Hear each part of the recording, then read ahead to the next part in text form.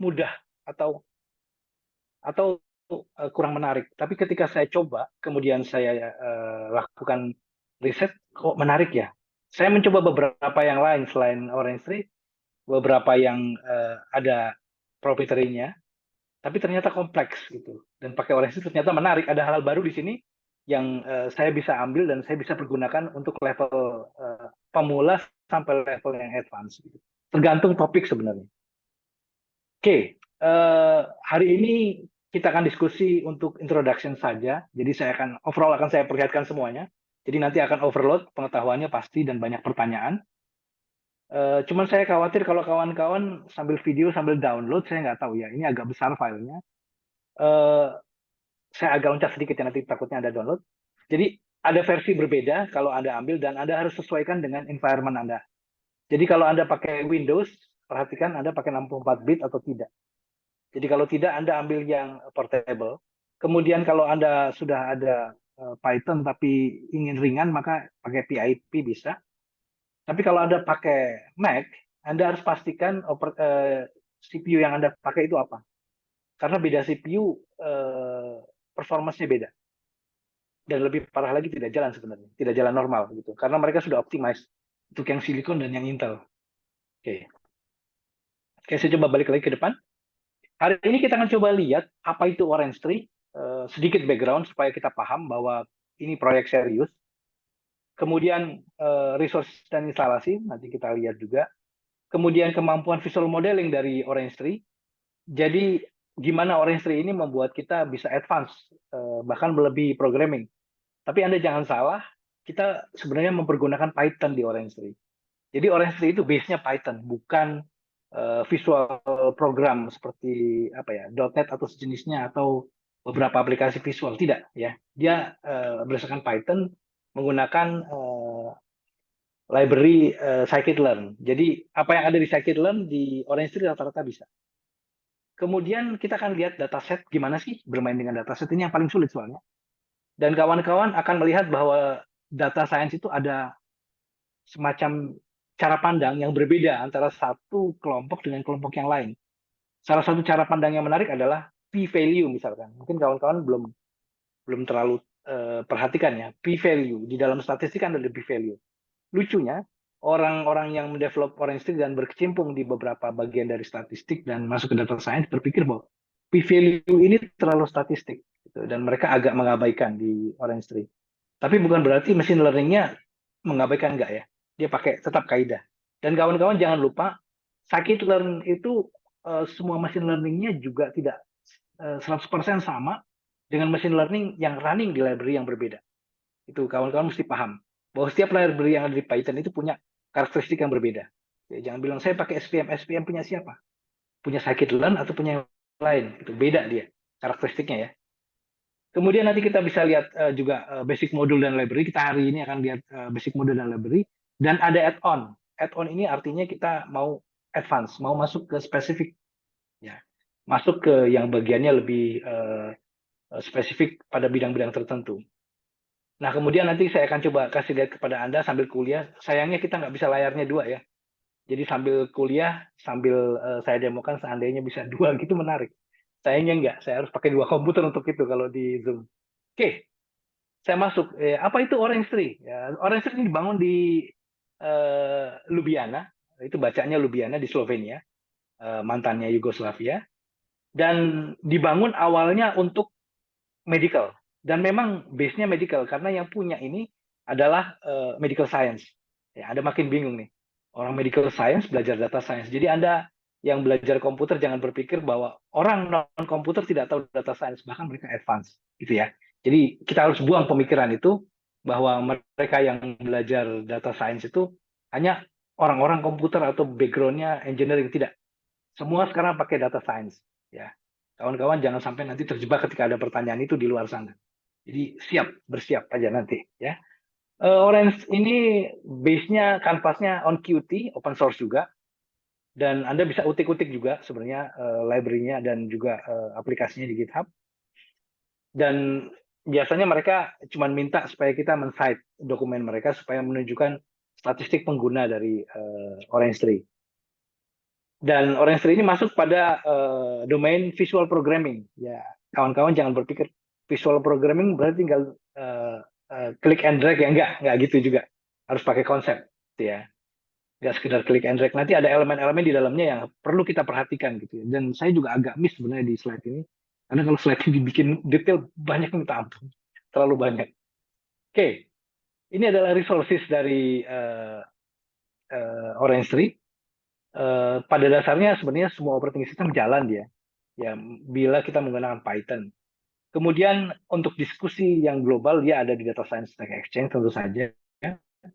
Dan banyak informasi di situ. Dan kawan-kawan kalau ingin lihat apa tutorial yang lebih banyak lagi, lebih advance, mereka punya blog dan punya di file sistemnya itu ada notes di situ, dan sebenarnya banyak termasuk file-file yang dipakai buat pelatihan dan eksperimen ada di dalam file ini sebenarnya semuanya. Ya, saya nggak tahu kenapa mereka bagikannya seperti ini, dikunci gitu. Tapi kalau kita masuk, kita search pakai Google, itu kebuka sebenarnya. Ya mereka sengaja, mereka bercanda aja seolah-olah padahal enggak. Jadi kita bisa lihat, bahkan sampai source-nya bisa dilihat. Ya. Karena mereka nggak bisa buang kaidah dari open source. Ya. Itu yang menarik dari Orange Tree. Kemudian bagaimana dengan instalasi Orange Tree? Ya tadi saya sudah masuk di sini, ketika kita masuk di menarik karena dioptimize berdasarkan CPU. Sebelumnya mereka membuatnya secara generik. Artinya kalau kita pakai CPU yang banyak core-nya juga nggak berpengaruh, sekarang agak berpengaruh. Tapi pada dasarnya dia hanya menggunakan satu core, ya kawan-kawan. Jadi kawan-kawan jangan berharap lebih ya. Dia menggunakan satu core by default, tapi dia bisa lebih dari satu core kalau Anda kebetulan CPU-nya spesifik dengan installernya, gitu ya. Saya nggak tahu kenapa sekarang orang banyak melirik di Apple Silicon, mungkin karena di situ core sama GPU-nya spesifik.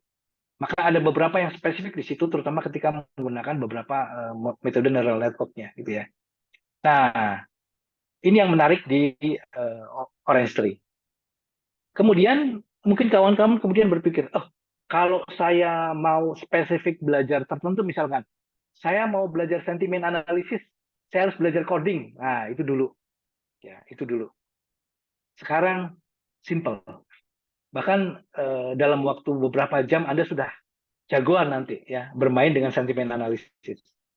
Jadi di Orange Tree ada add-on. Ini dia add-onnya. Waktu Anda tambahkan add-on, perhatikan jangan diklik semuanya, pelan-pelan aja. Karena downloadnya banyak. Ya, banyak sekali. Misalkan saya mau coba image analytics, saya mau coba teks. Teks ini ada sentimen analisis geo kalau Anda menggambarkan peta. Ya. Ya, saya sendiri waktu pertama belajar data science, pakai Python untuk menggambarkan sampai peta aja, petanya masih primitif. Ketika kita mau bikin jadi lebih advance, petanya juga nggak menarik, nggak terlihat menarik. Tapi ternyata begitu pakai visual programming lebih cepat, dan saya coba ajarkan ke mahasiswa saya. Oh ya, latar belakang mahasiswa S2 saya itu variasinya cukup jauh. Ada orang sosial, ya, orang ekonomi, ada orang yang backgroundnya bahkan musik waktu itu, dan juga ada dokter yang belajar data science. Dan kalau saya bawa, ada pengacara juga. Dan kalau masuk ke programming, berapa lama mereka harus selesai kuliah? Sementara kami hanya menyediakan 3 semester. Maka jalan keluarnya, shortcutnya adalah seperti ini.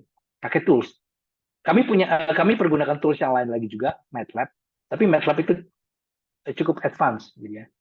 Anda harus touch code-nya juga akhirnya. Nah, jadi ini semua informasi yang bisa Anda lakukan, Anda bisa kerjakan di dalam Orange Tree. Nanti kita coba masuk ya, saya coba nanti demokan, dan minggu depan kita akan masuk ke case-nya. Jadi saya akan tutor Anda untuk masuk ke case.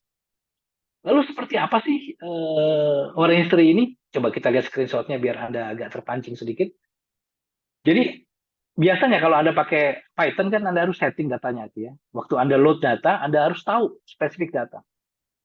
Nah, yang menarik di dalam Orange Tree ini ada beberapa varian data yang kita langsung bisa tarik dan kita bisa setting tipe datanya. Jadi saya mau ganti misalkan dari data yang tipenya kategori menjadi tipenya numerik, maka dia akan berubah. Berubahnya bagaimana?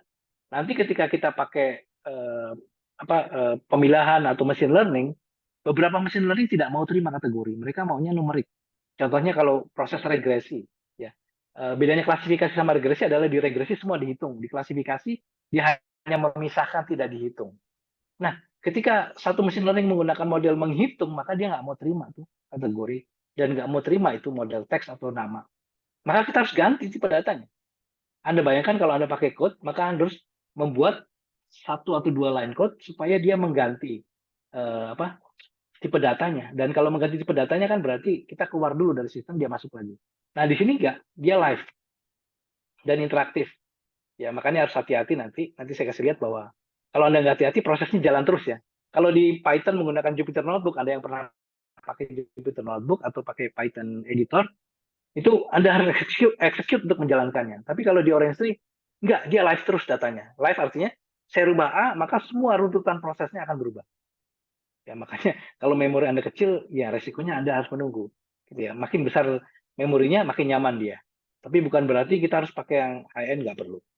Ya, 8 giga juga jalan. Tapi hati-hati dengan datasetnya. Maksudnya, jangan coba dataset 200 mega ya. Itu terlalu berat juga. 300 mega terlalu berat. Jadi, Orange Tree untuk prototyping menarik. Tapi untuk yang advance data skala besar, orang tidak ada yang pergunakan tools atau visual. Mereka akan pergunakan heavyweight champion, jadi mereka menggunakan Python pasti. Ya. Jadi kawan-kawan jangan overkill juga menyelesaikan masalahnya. Tapi kita bisa menyelesaikan masalah kompleks dengan Orange Tree. Lalu bagaimana dengan visualisasi? Nah, ini dia yang kita cari. Semua orang yang belajar data science selalu pengen tampilkan semua datanya dengan cepat dan pengen tahu hasilnya. Kita bisa tampilkan ini dengan mudah seperti ini. Dan secara interaktif saya bisa merubah-rubah varian tampilan.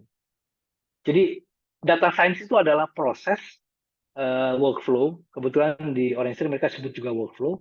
Karena data science itu bukan proses yang ketika dimasukkan data, di fitting, lalu keluar output. Tidak. Aslinya tidak begitu. Aslinya di data science adalah satu proses yang panjang.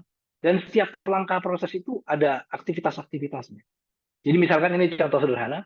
Ada file, masuk ke dalam scatter plot, ditampilkan. Kemudian dari scatter plot itu saya mau tampilkan box plot dari scatter plot. Ini sulit kalau Anda pakai Python. Buat pemula, ini sulit programmingnya. Ya, karena dari satu visualisasi, saya grab datanya, saya cluster di situ, kemudian dari clusternya saya tampilkan box plotnya. Ya. Itu nggak gampang di coding. Nah, di visual ini mudah dan cepat. Ya, itulah sebabnya jangan bermain dengan data terlalu besar. Karena kalau kita clustering atau grouping data, lalu kita minta proses, maka dia akan butuh komputasi yang tinggi. Ya. Visualnya seperti apa? Jadi gini, ini kalau Anda lihat banyak titik di sini.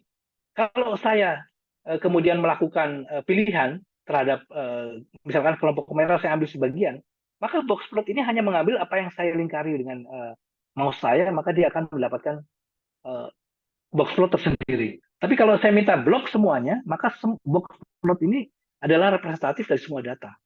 Itu artinya kalau saya mau sampling dari visual ini cepat saya dapat. Ya, ini kalau Anda mengerjakan skripsi simple banget karena Anda kan butuh analisis ya. Kalau saya boleh saya kasih deskripsi seperti apa sidang. Contohnya kalau saya yang sidang, saya akan tanya seperti apa kalau seperempat datanya. Seperti apa kalau sebagian merah saya mau buatkan box plot. Maka kalau Anda pakai coding itu setengah mati buktikannya. Tapi di sini kita tinggal kumpulkan pakai mouse. Sorry ini cuma gambar jadi saya nggak bisa lakukan. Saya ambil mouse saya kayak blok gambarnya, maka berubah ini box plotnya, interaktif terus begitu. Tapi tidak sebaliknya ya kawan-kawan.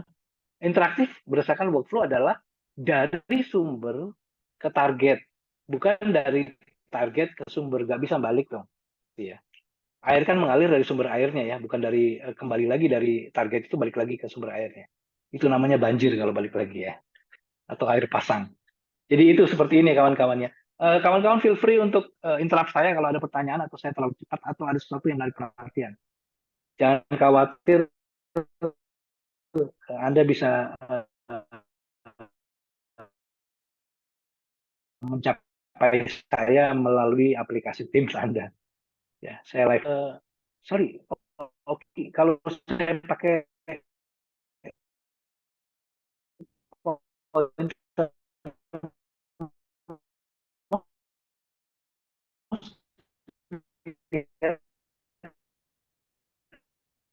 Sorry Pak Made. Tapi teman-teman di tempat saya aja kah yang Pak Made agak putus-putus atau di tempat mahasiswa juga ya? Billy, Pointer mouse saya kelihatan ya bergerak ya. pointer saat ini kelihatan. Saya Cuman terkadang ada, kelihatan ya. kalau di tempat saya kayaknya ada Oke. terputus ya. Glitch ya Jovin, Pak ya. ah, Atau saya matikan dulu kamera saya biar kameranya cukup berat kelihatannya. oke. Jovin di tempat kamu baik-baik saja kah? Atau memang di tempat saya aja? Nggak ngelek juga dari Ngelek ya. Agak sedikit ya. Oke. Oke, saya matikan dulu video saya deh, biar saya bisa share screen lebih cepat. Oke. Sekarang mungkin lebih baik, suara saya patah-patah kah? Yang saat ini baik Pak. Oke, berarti tadi kameranya. Resolusinya saya belum bisa turun, sorry. Oke. Nah, kalau kita lihat di sini misalkan sekarang saya ambil misalkan seperti ini, maka otomatis Foxplot akan berubah. Dia akan bergeser atau berganti strukturnya secara otomatis. Nah, ini yang menarik dari Orangery sebenarnya kawan-kawan ya. Itu ya. Kawan-kawan kalau ada pertanyaan interrupt saya ya. Jangan diamkan saja saya. Nanti saya cerita terus. Oke. Kemudian ketika saya melakukan hal yang lain lagi, misalkan saya mau visualisasi. Ini adalah hal yang paling sulit karena ketika kita mau melakukan visualisasi, biasanya kita memilih ya bagian mana yang mau kita visualkan. Dan yang menarik lagi, kita biasanya melakukan pre-proses waktu mau visual. Kenapa? Saya mau memilih data yang spesifik saja dan saya mau membuang beberapa bagian. Maka kita melakukan pre-processing seperti yang tampil sekarang ini. Dan ini banyak model pre-prosesnya. Ya. Kenapa di pre-proses? Salah satunya, misalkan saya mau membuang nilai yang negatif, saya mau mengambil nilai yang positif saja. Saya mau mengambil nilai yang lelaki saja, tapi tidak mau mempergunakan nilai yang perempuan misalkan. Saya mau mencari nilai yang tidak ada pecahan. Maka saya bisa lakukan itu di dalam pre-proses. Ya. Dan pre-proses ini di dalam data science hal yang biasa. Kalau Anda pakai Python, ini masuk di EDA, kemudian waktu Anda pakai EDA itu, Anda coba explain datanya dengan memilah data dan merubah. Terutama nanti kita akan punya problem ketika ada data yang not available, yang kosong. Ya, bukan nol ya, tapi kosong. Kalau kosong tidak bisa diproses, kalau nol bisa diproses. Kemudian saya mau clustering. Ketika saya cluster, saya mau dapat modelnya kayak tree. Ya, jadi kita bisa model heat map visualisasi seperti ini. Nah, ini hal yang menarik karena kalau kita melakukan penelitian kita bisa cerita banyak hal di sini. Apa banyak hal yang bisa diceritakan? Misalkan kalau saya pilih satu bagian, maka bagian lain tidak terpilih ya. Ini sebenarnya kalau di akhir ini saya sambung ke sebuah tabel di sini, maka kalau saya pilih satu bagian ini, maka bagian ini akan masuk ke tabel ini secara otomatis. Ya, saya tidak perlu coding, saya tinggal pilih saja. Pilih dari tree-nya saja, struktur tree-nya. Dengan struktur tree ini, maka saya dengan mudah mendapatkan result. Gitu ya. Jadi cepat ini langsung dapat result-nya. Nah, ini salah satu model interaktif yang menarik, yang menurut saya seperti ini harusnya bisa ditularkan dan kawan-kawan bisa cepat memproduksi skripsinya dan memproduksi penelitiannya. Dan ini bisa juga dipakai untuk bekerja ya, bukan hanya untuk sekedar bermain di sini, karena mereka aslinya juga dipakai untuk bekerja. Kemudian muncul pertanyaan, di mana help-nya ya? Di mana saya bisa mendapatkan bantuan? Jadi help-nya di sini ada di pertanyaan tanda tanya di bawah ini, yang ada di setiap pojok widget. Sorry saya kembali lagi.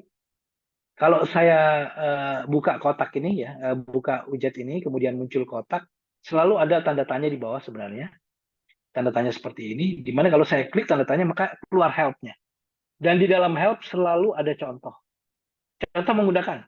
Ya bagaimana saya menggunakan aplikasinya atau menggunakan misalkan di sini tree ya. Saya mempergunakan algoritma tree-nya.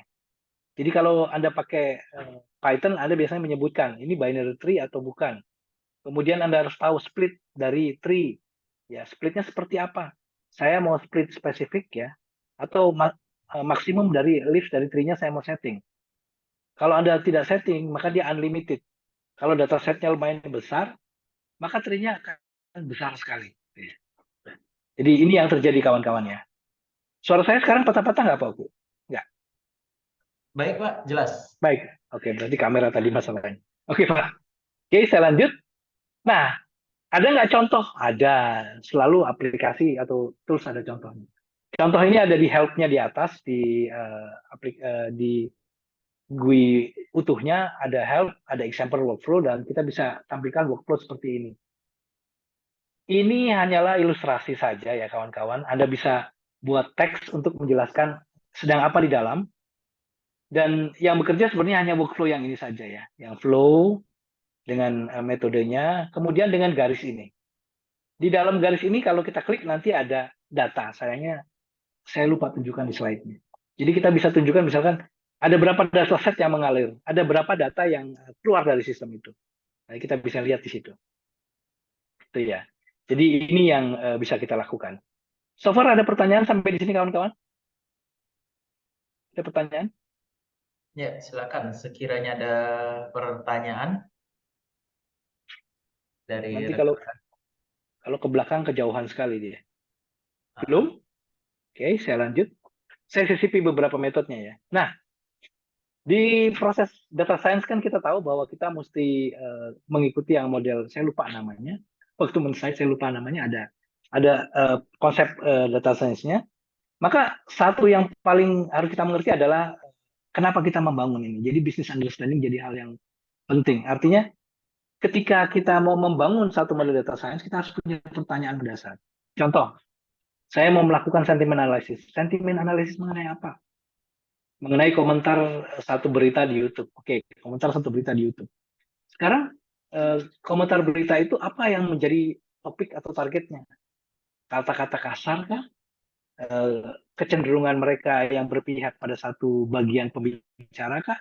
Atau ada di situ sentimen spesifik, misalkan behavior atau lokasi mereka?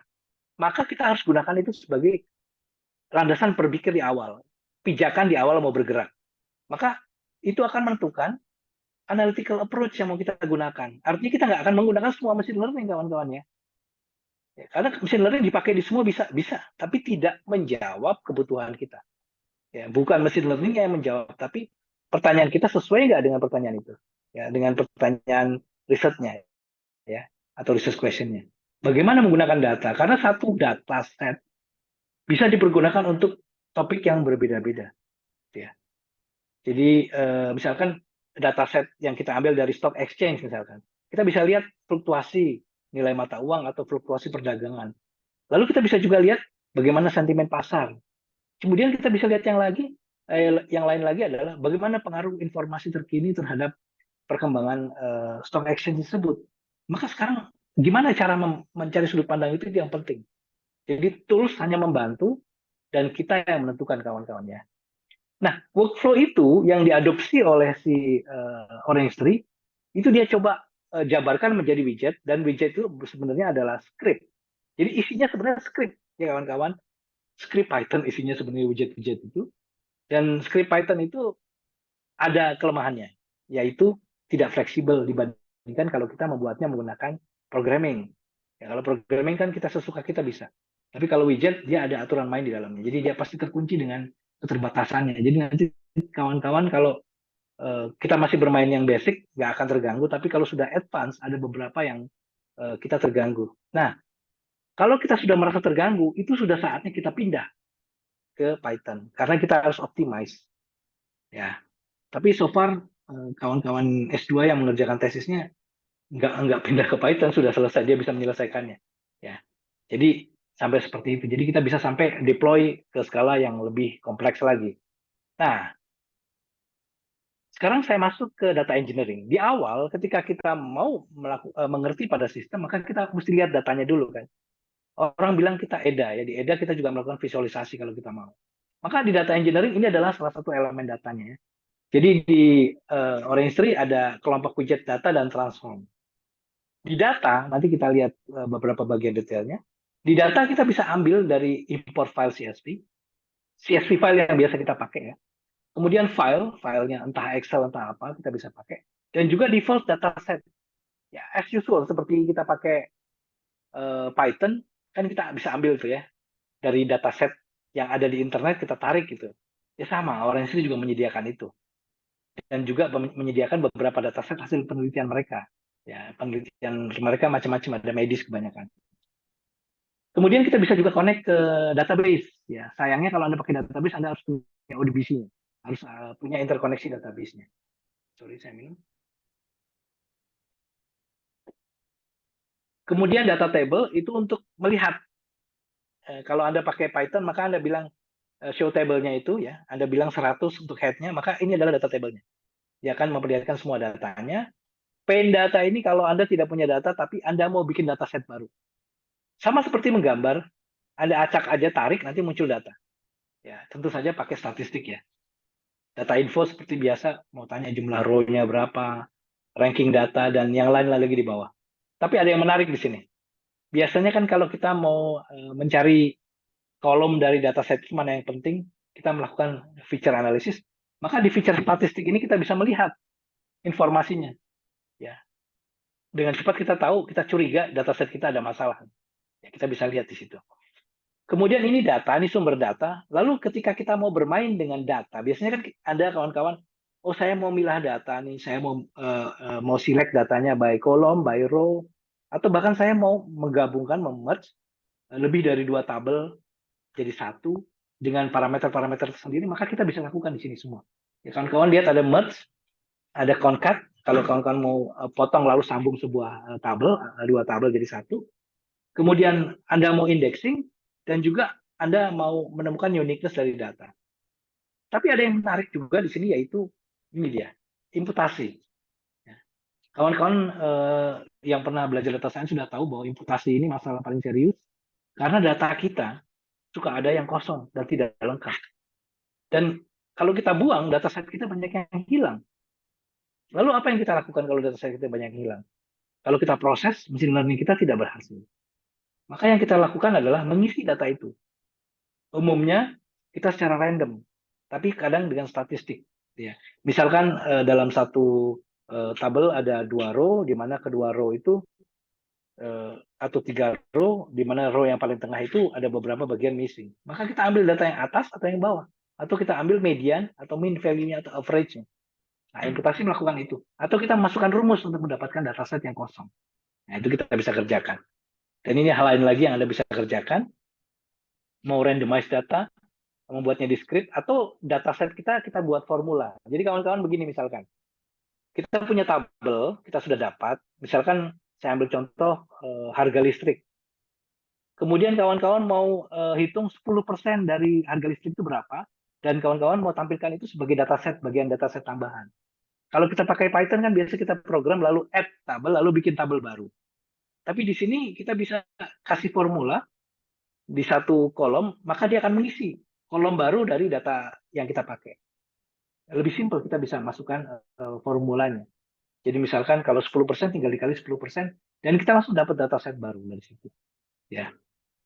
Kemudian kalau kita mau bikin kelas dari data, ya kelompok data, instance juga bisa, domain kelompok data. Jadi kelas itu per kolom, instance itu per row ya. Di gambarnya sebenarnya sudah intuitif, sudah memperlihatkan. Tapi dengan keterbatasan sistem di Orange Tree, mereka membuka code-nya dengan cara kita memasukkan Python script kita. Ya, kita bisa buat lebih advance dengan Python script. Ini dia kita masukkan Python script-nya ya. Ya, ini yang menarik untuk dicoba-coba sebenarnya kalau ada suatu hal yang advance. Tapi selama ini baru kita bisa lakukan kalau kita ada keterbatasan di scikit-learn. Misalkan kita mau menggunakan library lebih dari satu. Ya. Tapi scikit-learn sendiri library-nya sudah luar biasa banyaknya kawan-kawannya. Oke. Nah, tadi kita sudah masuk di data engineering, sekarang saya mau masuk detail dari data filenya seperti apa. Nah, di data file itu seperti ini. Ketika saya ambil file yang ini, saya ambil, maka saya bisa ambil file dengan extension macam-macamnya. Ini tidak semuanya ya kawan-kawan ya. Ada batasannya ya kalau kita lihat di sini. Tapi ini yang menarik adalah kalau Anda pakai program, Anda harus menggunakan library spesifik dan Anda harus tahu formatnya. Di sini dia membantu kita tanpa tahu formatnya. Kita bisa masukkan. Dan lain lagi yang menarik adalah misalkan, oh saya mau ambil dari GitHub, masukkan aja ada linknya, saya masukkan. Saya tinggal masukkan saja linknya di sini. Ya. Lalu dia akan ditarik datanya. Sama kalau di Python kita get, dia akan tarik datanya. Nah di sini tinggal dimasukkan ya. Nah apa yang dilakukan di sana sebenarnya bisa. Jadi ini contohnya dimasukkan seperti ini. Saya ambil dari GitHub, kemudian datasetnya muncul. Ya. Live seperti itu, kawan-kawan bisa lakukan. Tapi jangan coba data yang skalanya besar sekali ya kawan-kawan.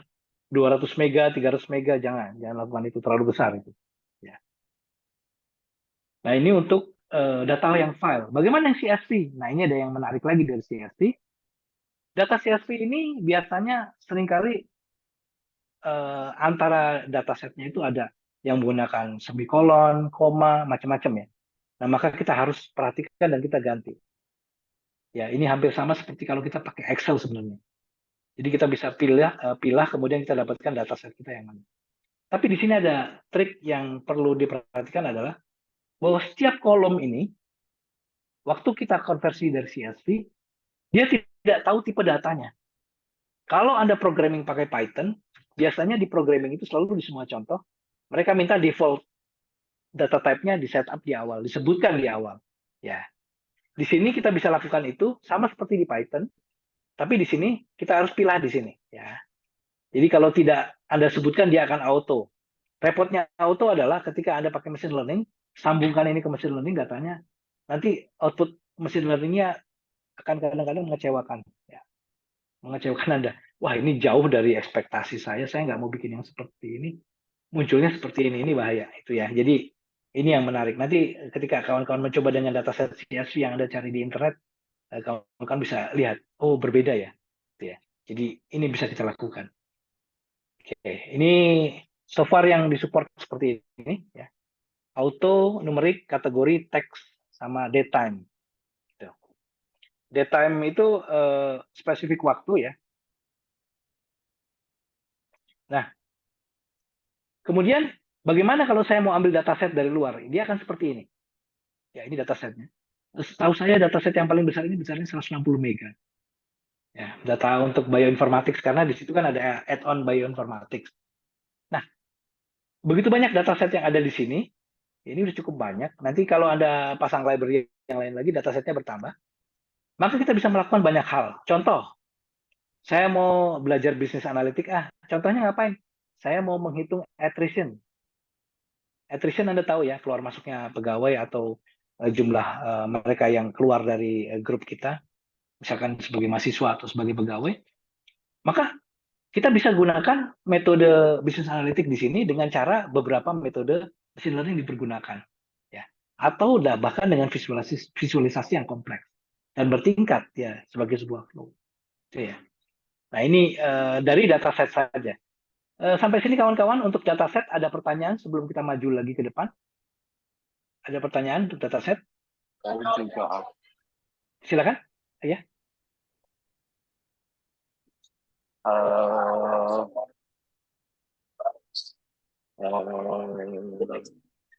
Silakan Erik ya. Dimulai ya. Oh enggak, saya pikir bertanya. Oke. Saya lanjutkan kalau tidak ada pertanyaan. Kemudian adalah requirement to collection. Ya, requirement to collection adalah data requirement. Artinya ketika saya punya data, kadang saya pengen tahu data saya seperti apa. Apa yang terjadi dengan dataset yang saya punya? Hubungan antar datanya seperti apa sih? Ya. Nah, kemudian itu adalah bagian dari data engineering sebenarnya. Datanya seperti apa yang kita butuh? Nah, maka kita mau lihat data itu, ya, dan kita mau rubah-rubah data itu sesuai dengan pola yang ada. Ya, maka yang menarik adalah kita bisa secara interaktif dan visual dan simplified di Orange Tree kita bisa lakukan. Misalkan saya pakai dataset yang saya ambil, saya mau lihat datanya pakai tabel, maka saya lihat ada dua tabel di sini. Anda lihat di sini ada dua tabel, maka ada dua tabel yang muncul, dan kemudian ada salah satu proses yaitu seleksi row. Maka saya melakukan seleksi row. Maka tabel yang atas ini ya, dia akan punya tabel yang default, tabel yang bawah ini akan menampilkan hasil dari seleksi saya. Ya. maka itu terjadi secara live, kawan-kawan ya. Jadi saya rubah ini, dia akan berubah isinya. Ya, ini yang tidak mungkin terjadi ketika Anda pakai program, pakai script. Anda nggak bisa lakukan ini. Nah, dengan cara seperti ini berarti saya bisa melakukan pola data, kemudian di belakangnya saya bisa lakukan proses yang lain, misalnya machine learning atau visualisasi. Ya, bisa. Ya. Ini salah satu bagian dari data engineering untuk visualisasi. Kemudian yang berikutnya adalah, tadi saya sudah dapat data koleksi, sudah dapat requirement dari data, sekarang saya mau mengerti data yang saya kerjakan. Saya mengerti preparasi dari data. Persiapan datanya saya mau mengerti. Data mana sih yang penting, data grup mana yang mengalami masalah, dan kalau begitu berarti saya harus memilih machine learning mana yang cocok dengan pekerjaan saya, dengan dataset saya. Ya. Ini artinya machine learningnya kita akan pilih sesuai dengan kebutuhan kita, tidak sembarangan kita masukkan ke dalam sistem gitu ya. Maka kita salah satunya bisa menggunakan yang seperti ini kawan-kawannya.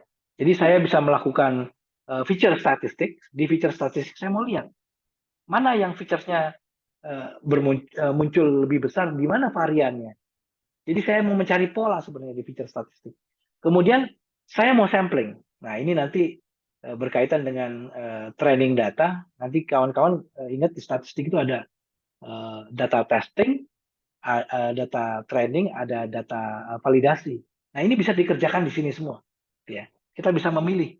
Misalkan saya mau perbandingan datanya, kawan-kawan mungkin sering mendengar kalau saya training data 80-20. Nah ini ada di sini.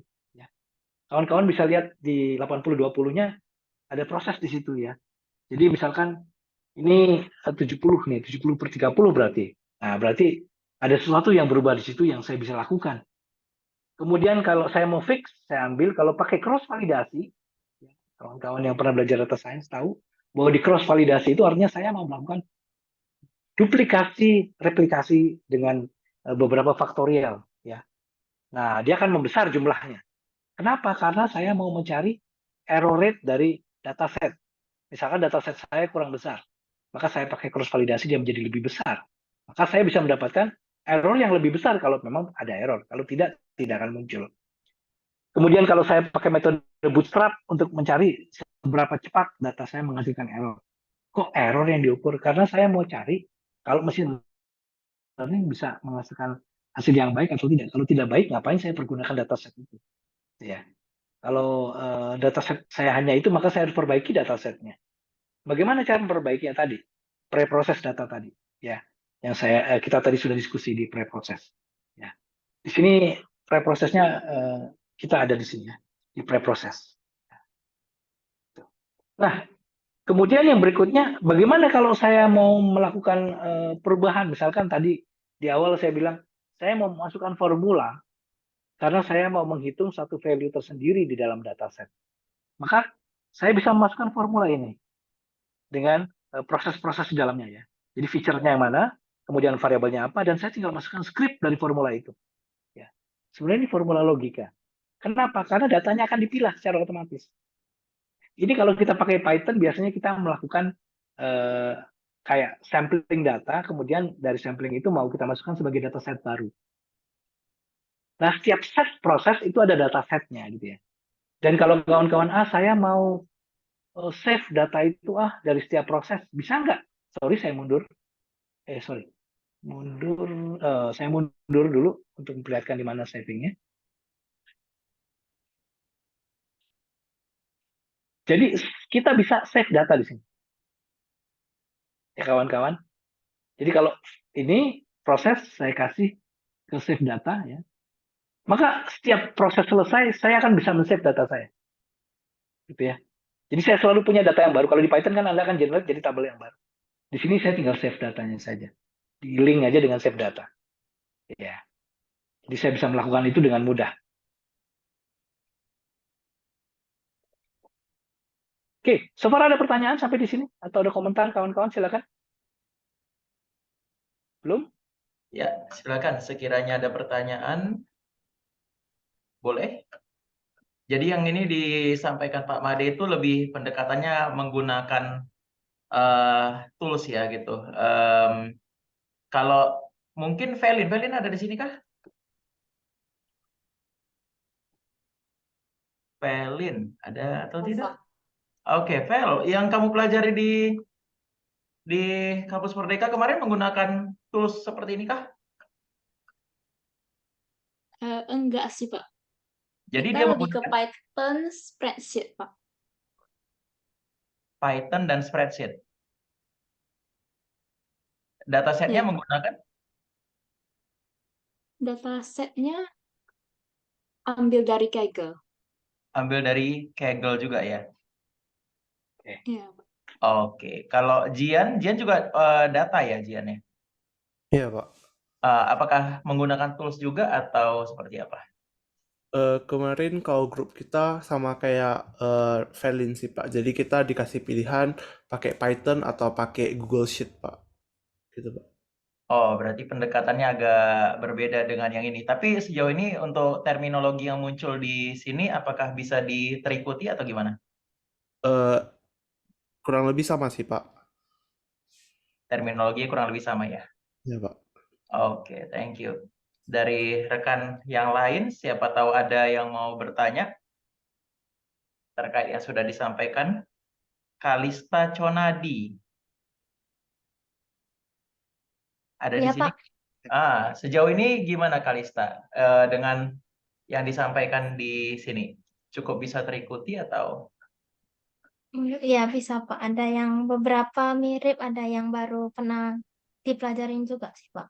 Oke, yang mirip itu adalah?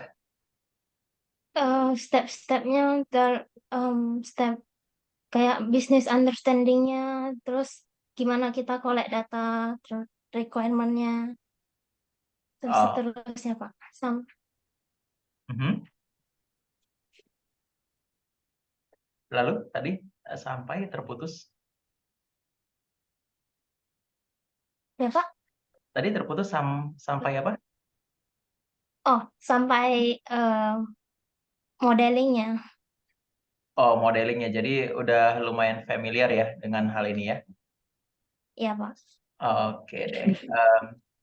Dari rekan yang lain mungkin secara proses tadi udah disampaikan ya, ada business understanding dan kawan-kawannya, fase-fasenya ada. Jadi ya nanti mungkin setelah ini kita bakal lakukan assessment ya, mungkin kita tes nanti di LMS, nanti saya bakal kasih soalnya satu aja, nanti untuk di testing dulu ke depannya. Mungkin seperti itu Pak Made. Oke, sip Pak.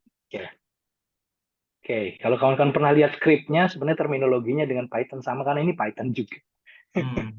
Cuman mungkin kawan-kawan lihat loop, lihat selection data, waktu cleansing data. Mungkin karena di sana kena dengan variabel parameter-parameter, di sini agak terpaku parameternya sebelah mana ya. Biasa gitu ya. Jadi kita memang harus fleksibel menghadapi masalah dengan solusi yang berbeda-beda. Oke, saya lanjut ya. Tadi kita sudah data engineering, sekarang kita mau masuk ke yang sering kalau teman-teman yang belajar data science pengen langsung coba, yaitu modeling. Ya. Dan waktu kita melakukan modeling, umumnya kita kan pengen tahu seperti apa sih hasilnya, kita visualisasikan. Tapi ada satu sisi yang sering kita lupa, yaitu evaluasi. Ya. Evaluasi di dalam satu pemodelan hal yang paling penting. Dan kawan-kawan mesti tahu bagaimana cara melakukan evaluasi yang berbeda antara klasifikasi dengan regresi. Ya, kalau klasifikasi dan regresi, Anda seperti apa evaluasinya? Apakah dengan root mean square error? Apakah dengan area under curve? Ya, istilah-istilah itu Anda pasti sudah dengar ya, ROC. Ya, istilah-istilah itu. Kenapa sih saya harus analisis sampai sejauh itu? Ya, dari analisis itu maka kita tahu seperti apa kemungkinan hasilnya. Dan yang lebih menarik, kita nggak gerilya menggunakan semua model machine learning. Kalau kita gunakan semua model machine learning, maka kita akan muncul masalah.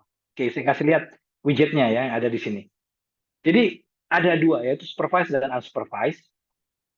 Hal umum yang kawan-kawan pasti sudah tahu ini sebagian besar dari ceritanya. Tentu saja karena ini visual model, maka ada keterbatasan. Misalkan boosting pakainya ada boost saja gitu ya. Lalu naive Bayes, ini naive Bayes spesifik punya scikit-learn yang spesifik. Ada turunan yang lain, dia tidak dipergunakan. Dan variabel-variabel yang lainnya. Nah, kemudian bagaimana kalau saya mau save model saya yang sudah saya kembangkan ya, sama seperti dataset tadi. Saya bisa save modelnya, dan kalau saya punya model yang sudah ada, saya bisa load modelnya. Nah, model ini adalah workflow tadi, gabungan dari flow pekerjaan tadi, ya.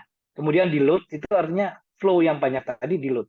Sama kalau kita bikin script, Anda pakai Jupyter Notebook atau Anda pakai Python, ada script lain yang saya panggil.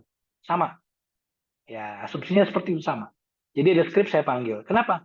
Ada proses di sana yang saya mau pakai di sini. Maka saya load modelnya. Ya, kawan-kawan ya. Saya nggak akan masuk seperti apa linear regression, logistic regression, neural network. Kawan-kawan pasti jauh lebih tahu dari saya. Jadi ini yang menarik, kita bisa coba biasanya kalau visual seperti ini, tapi eksplanasinya yang bingung. Ya, kalau skripsi istilahnya sudah jadi dataset visualisasinya, begitu mau ngetik bingung. Ya, udah bingung apa yang mau diisi ya. Untung kalau dimasukin ChatGPT di workflow-nya di copy, masukin ChatGPT suruh generate kata-katanya dalam satu bab ya. Selesailah skripsi kita dalam sebulan ya. Nah, ini model kalau di situ di widgetnya dibilang model, maka dia supervised.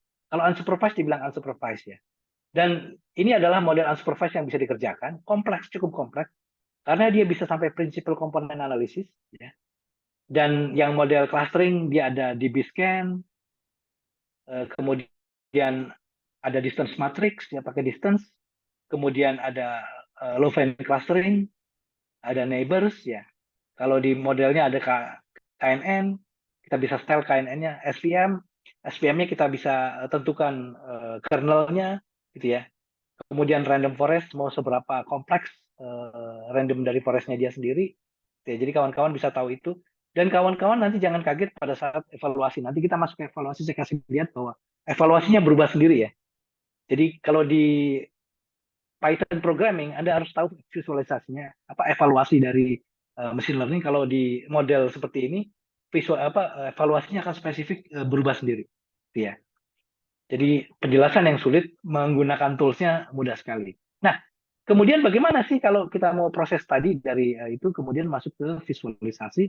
Jadi dari visualisasi langsung ke file kita bisa langsung kerjakan. Ini biasanya kalau saya mau memilah data secara live. Secara live itu artinya apa? Dari sini, file, heat map, kemudian saya masukkan ke sini ke machine learning. Di machine learning saya mau pakai spesifik data, tapi saya nggak mau selection karena saya mau melihat secara cepat. Maka saya biasanya tinggal klik saja elemen ini. Atau saya blok elemen ini, maka dataset yang ada di elemen ini akan masuk ke dalam proses berikutnya. Gitu ya, dia akan terus begitu. Terus kalau saya mau batalkan, saya tinggal klik di luar, maka dia akan klik semuanya. Nah, yang menarik dari sini adalah saya bisa bermain pada parameter yang sudah terlihat, visual parameternya. Ya. Dan juga dengan datasetnya yang sudah kelihatan. Jadi saya tahu, kalau misalkan elemen-elemen dari diabetes adalah tekanan darah, ya, kemudian kadar gula, ya, kemudian berat atau bobot dari tubuh si pasien. Maka kita bisa lihat dan kita mau cari yang mana elemen yang berpengaruh. Maka saya bisa tentukan elemen dari yang ada di dataset itu, mana yang mau saya jadikan penekanan paling besar. Ya, misalkan saya mau lihat apakah row spesifik ataukah saya mau fungsinya spesifik, ya saya bisa kerjakan seperti itu di visualisasi seperti ini. Kemudian ketika saya mau masuk ke visualisasi yang lebih kompleks, ini contohnya sentimen analisis. Oh ya, sesimpel ini bermain sentimen analisis di Orange Tree ya. Jangan samakan dengan coding Anda di Python ya. Agak panjang di sana, karena di sana Anda harus menentukan sentimennya menggunakan apa. Oke, Anda harus perhatikan bahwa sentimen analisis itu ada dua metode. Yang pertama menggunakan machine learning, yang satu lagi menggunakan apa kawan-kawan? Kalau sentimen atau text analytic? Satu menggunakan machine learning, satu lagi menggunakan apa? Menggunakan apa? Satu lagi biasanya? Kalau padanan antar kata itu biasanya disebut apa? Oke, nanti Anda cari. Istilah padanan kata itu artinya kita melihat pada struktur bahasanya. Gitu ya. Nah, Anda sudah lihat sebenarnya di kiri ini. Ini adalah metode ketika kita bermain tidak pakai machine learning. Ya, sentimen analisis non machine learning. Kalau kita pakai machine learning, maka sentimen ini kita buang. Kita ganti machine learning yang ada di sini. Ya, kita akan ganti dengan machine learning di sini. Dan ini kita buang.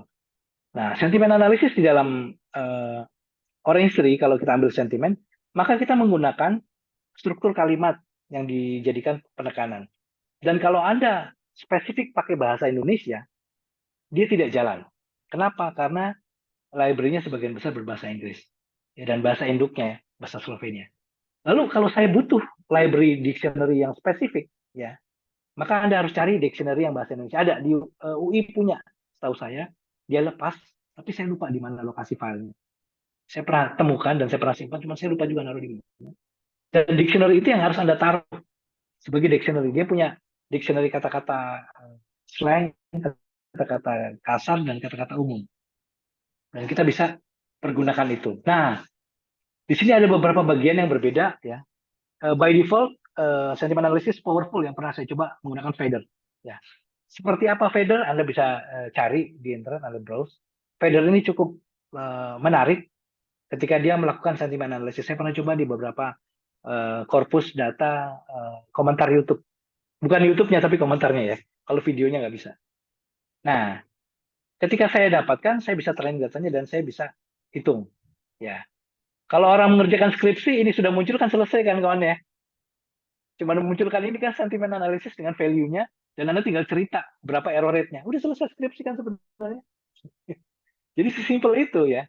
Makanya saya kadang-kadang kalau melihat ada skripsi kawan-kawan yang menggunakan sentiment analysis, saya akan minta break down lebih dalam ke metodenya dan analisis lebih dalam mengenai visualisasi dari sentimennya. Nah, itu yang ada isinya karena tools membuatnya jadi mudah. Ya, satu semester berubah menjadi hanya beberapa minggu soalnya. Oke. Ini seperti ini sentiment analysis. Ini yang versi simpelnya kawan-kawan. Jadi ini heat map dari sentiment analysis dan kita lihat seberapa mudah visualisasi menggunakan sentimen. Oke, so far ada pertanyaan sampai di sini? Silakan. Ya, Ada pertanyaan? Kiranya ada pertanyaan. Kadang-kadang sentimen analisis ini topik skripsi yang banyak diulang-ulang dan yang diganti adalah datasetnya saja, korpusnya. Oke. Nah, kawan-kawan perhatikan ini namanya korpus bukan dataset ya. Apa bedanya dataset dengan korpus? Ya beda ya. Yang satu tulisannya dataset, yang satu tulisannya korpus beda. Sorry bercanda. Oke. Oke. Oke, dataset itu biasanya seperti yang kita lihat ya, dataset tabular seperti itu ya. Tabel maksudnya, matriks. Korpus ini cenderung seperti kalimat tak beraturan. Ya, orang bilang unstructured bilangnya. Ya. Big data itu unstructured. Nah, inilah dia big data. Ya. Tapi jangan coba-coba pakai big data di sini ya. Nggak jalan nanti komputernya hang. Terlalu berat. Ya. Oke, ini kalau kita pakai sentimen, nanti Anda pasti penasaran. Jangan-jangan saya cuma main-mainan aja ya. Kalau penasaran makin menarik. Minggu depan berarti diskusinya lebih banyak lagi. Oke, berikutnya adalah pakai tree. Oke, saya mau coba. Seperti apa sih tree yang saya dapat dari sebuah data, lalu saya coba EDA. Ya.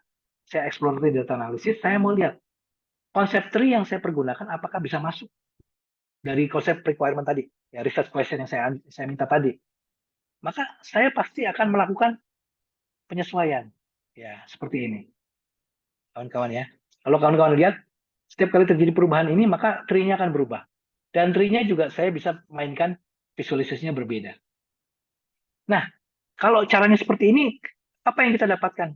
Kita bisa melihat bahwa dataset kita, respons dengan algoritma tree, dia bisa diselesaikan atau tidak. Gitu ya. Ini saya lupa cara membacanya seperti apa. Ini model-model ini sebenarnya ada metode bacanya. Help Anda tinggal klik help-nya. Ya, gitu ya. Jadi kalau slide-nya dibuat lengkap sekali nanti terlalu banyak. Jadi Anda silahkan dicoba. Seperti apa sih? Ya. Minggu depan kita akan masuk dengan kasus-kasus sederhana. Jadi kita nanti diskusi kalau bisa gantian tampil layar laptop kita nggak apa-apa. Nah, berikutnya kita masuk ke yang menarik nih di data science. Yang sering kali kita hindari karena menjelaskannya susah, apalagi kalau dijadikan skripsi, yaitu evaluasi. Ya, evaluasi. Ya, orang kan gemeteran ketika ditanya, ini confusion matrix-nya coba ceritakan. Ya. Ceritakan ya, kita suruh ceritakan berapa persen ini dapat dari sini ke sini. Ya, false positif, true positif, false negatif. Kemudian Anda lihat bahwa confusion matrix itu sebenarnya dibangun dari dua hal yang berbeda, yaitu confusion matrix yang outputnya prediction atau yang probabilities. Ini dua pemahaman yang sudah berbeda. Nah, ini untuk confusion matrix. Sementara di sini kita bisa pakai ROC ya, area under curve, sama performance curve, performance dari machine learning. Berikutnya adalah calibration plot untuk melihat kalibrasi terhadap machine learning kita seberapa efisien. Oke. Oh ya, ini ada yang saya lupa kasih contoh, yaitu prediksi. Yang ini yang kita selalu cari kan. Sorry, saya lupa masukannya. Di prediksi kita bisa melakukan prediksi dari dataset kita. Tadi kan di dataset ada yang attrition, ada yang training, ada yang testing. Nah, ini kita pakai di prediction. Nanti kawan-kawan coba ya, minggu depan kita akan cobakan itu pada sistem. Oke. Nah, Anda perhatikan, saya pakai tree, kemudian analisisnya yang keluar seperti ini. Ya. Kenapa kok yang keluarnya bentuknya seperti ini? Area under curve, precision, sama recall. Kenapa kok keluarnya bukan RMSE? Root mean square error. Kira-kira kenapa? Kawan-kawan ada yang tahu nggak? Kenapa evaluasinya datangnya seperti ini keluarnya? Ada yang tahu tidak? Atau ada komentar? Kenapa kok nggak root mean square waktu saya analisis performance dari tree? Kok keluarnya seperti ini? Ya. Kenapa? Ayo kawan-kawan. Oh ya, saya mau tanya. Tree ini dipakai buat klasifikasi atau regresi sih?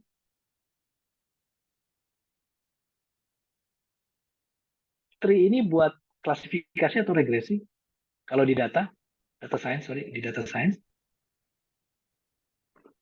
Adakah kawan-kawan? Karena ini menyangkut pemakaian berikutnya ya. Ya, karena kawan-kawan pasti pernah dengar ada binary tree, ada regression tree. Nah, tambah bingung lagi tuh. Ya. Jadi kalau Anda pakai regression tree, maka yang keluar evaluasinya bukan precision dan recall, yang keluar adalah RMSE, ya, root mean square error.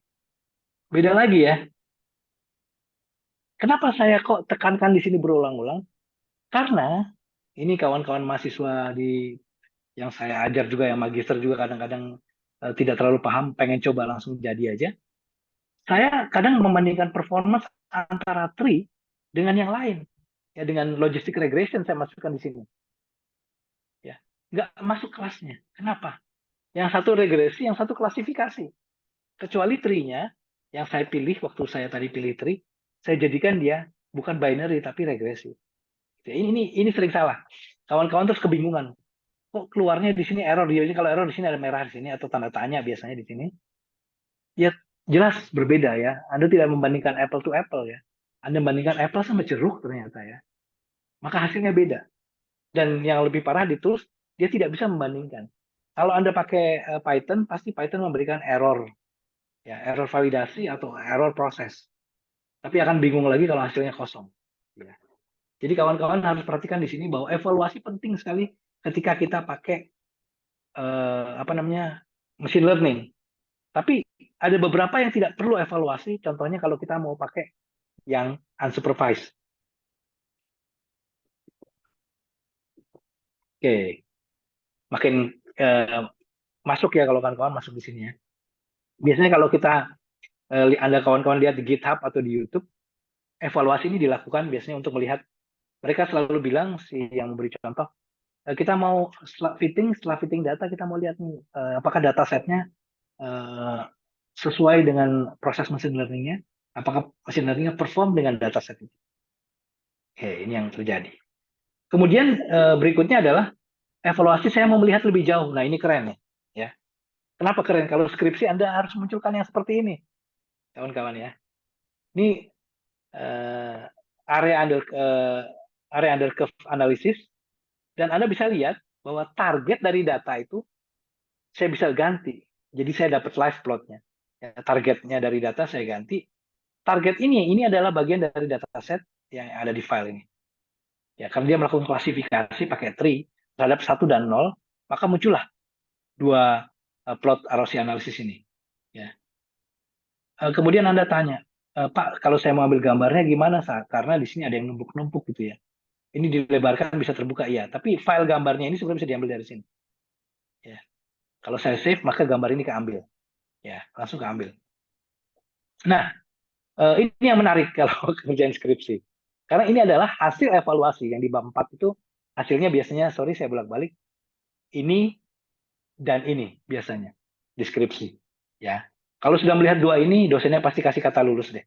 Percaya sama saya, kalau nggak kasih kata lulus, nanti dosennya malah pusing lagi berpikir keras ya. Ini saya bikin pertanyaan apa lagi nih ya? Itu ya, kawan-kawan. Kenapa? Kok ini jadi parameter besar bahwa Anda berhasil di penelitian? Ini menunjukkan bahwa dataset Anda sudah membuat machine learning-nya perform, ya, dan kinerja machine learning-nya bisa diukur. Ini parameter pengukurannya, ini instrumen ukurnya. Ya.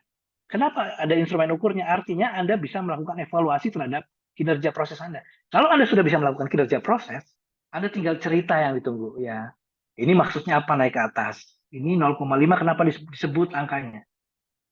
Anda pasti bisa menduga kenapa ada garis ini ya. Kenapa ada garis tersambung ini? Ini pasti ada maksud. Ya. Tapi Anda juga jangan begitu saja mengambil informasinya. Karena di Orange Tree masih ada pilihan terhadap curve-nya. Penekanannya misalkan seperti ini. Ya, merge prediction dari false. Itu lihat help-nya makanya.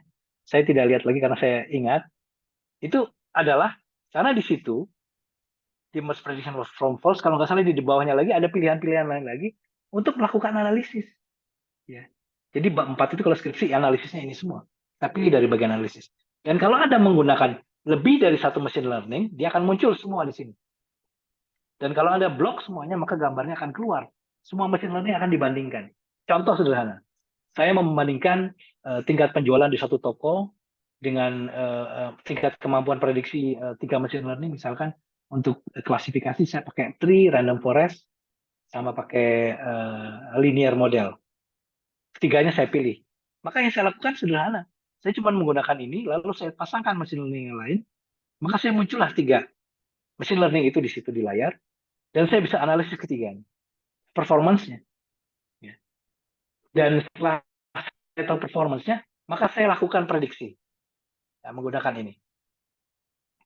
Ketika saya prediksi, saya bisa lihat benar nggak performance yang ada di sini dengan hasil prediksinya.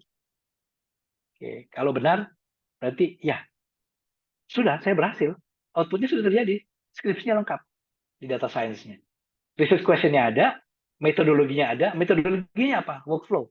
Seperti apa workflow seperti ini? Ini workflow, ini metodologi nih. Ya, ini semua metodologi dalam penelitian. Kemudian evaluasinya apa? Ini dia evaluasi Anda. Ya, gambar-gambar ini adalah evaluasinya, graf-graf ini dan ceritanya. Oke, sudah selesai. Tapi ada yang kurang. Saya nggak tahu. Kawan-kawan yang ikut programnya yang MBKM Bangkit dan sejenisnya yang pakai Google itu, ada deploy ke aplikasi nggak? Ke web misalkan, pakai Heroku atau pakai Streamlight. Deploy nggak ke sana? Nah, boleh iya benar juga, penasaran sih. Evelyn Natali. Kemarin sampai deploy nggak ya? Karena ada sampai kalau saya baca di transkripnya kamu itu ada sampai ke apa ya, website kalau saya nggak salah. Kalau di case-nya Evelyn dia deploy kah sampai di ujung?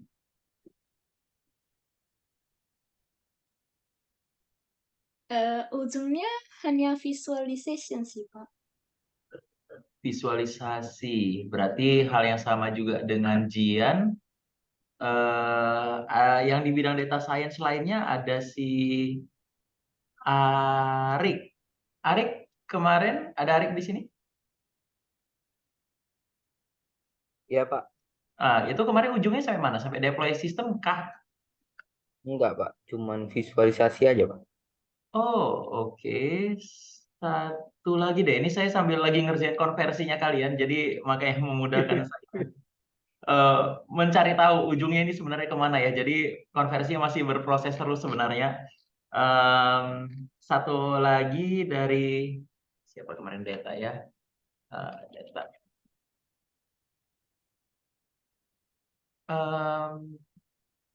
Ada lagi kah yang dari data di sini? Apakah sampai kemana sebenarnya yang dikerjakan? Kalau Jovin, kalau dari Bangkit itu sampai ke deploy ya? Ada Jovin di sini?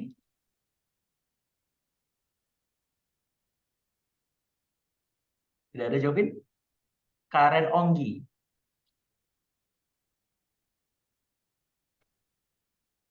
Karen Onggi ada? Jovinnya sih di sini ada, cuman Jovin, iya Jovinnya kelihatan. Di Jovin itu kemarin sampai implementasi kan ya? Androidnya Pak. Hah? Halo Pak. Ya, halo, kedengaran Jovin. Itu sampai implementasi kemarin. Ya, Androidnya ya. Atau Oh, langsung Android bahkan ya? aku kan Android development Pak. Oh, oke, bukan machine learning. Sorry. Bukan Pak. Oke. Karen Onggi adakah di sini?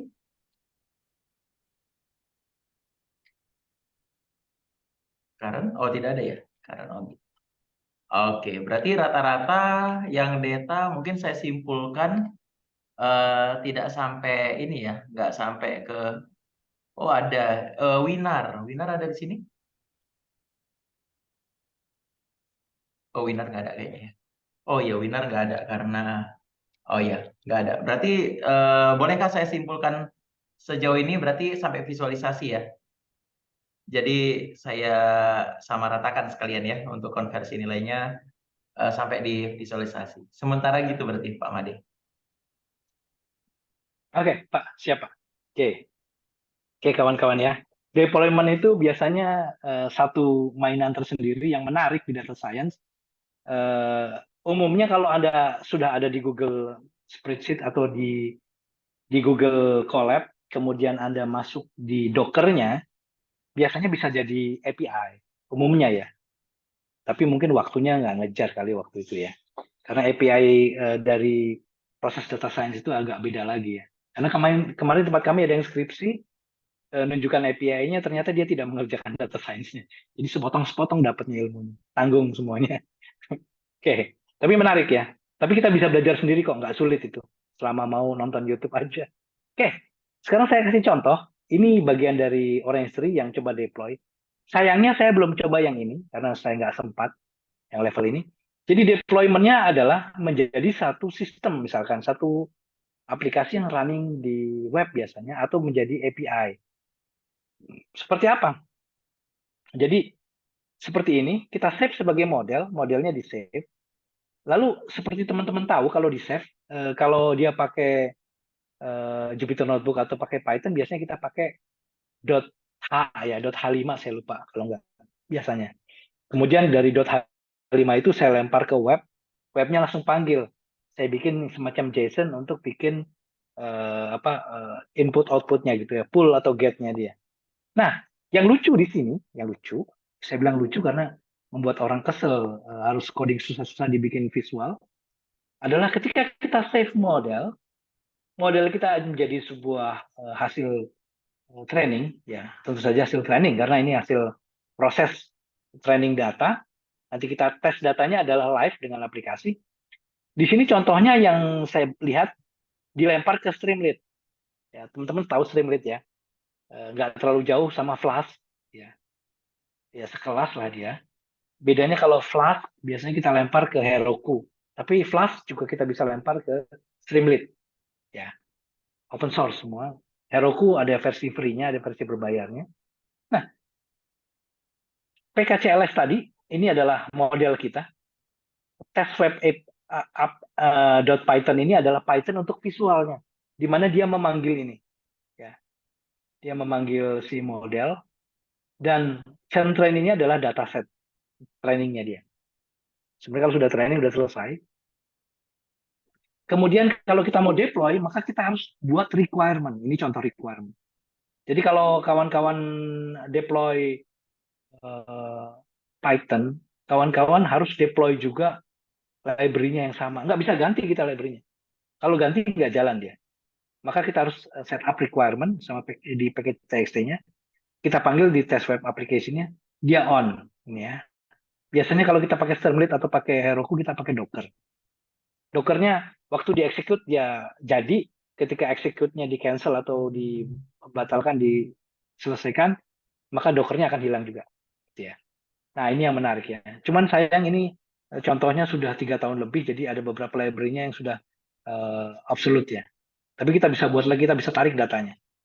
Ya, karena dari data ini kita bisa bikin model barunya. Gitu. Jadi ini yang terjadi di kawan-kawan ya di overall dari awal sampai akhir ketika kita menggunakan Orange Tree.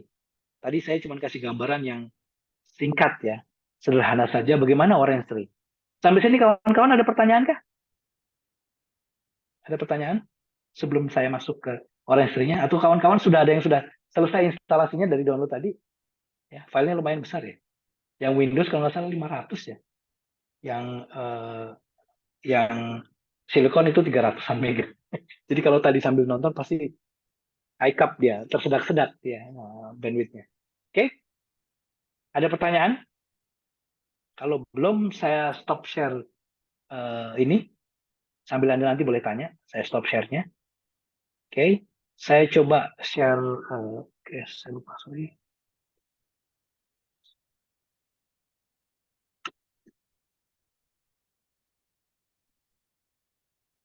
Saya stop dulu.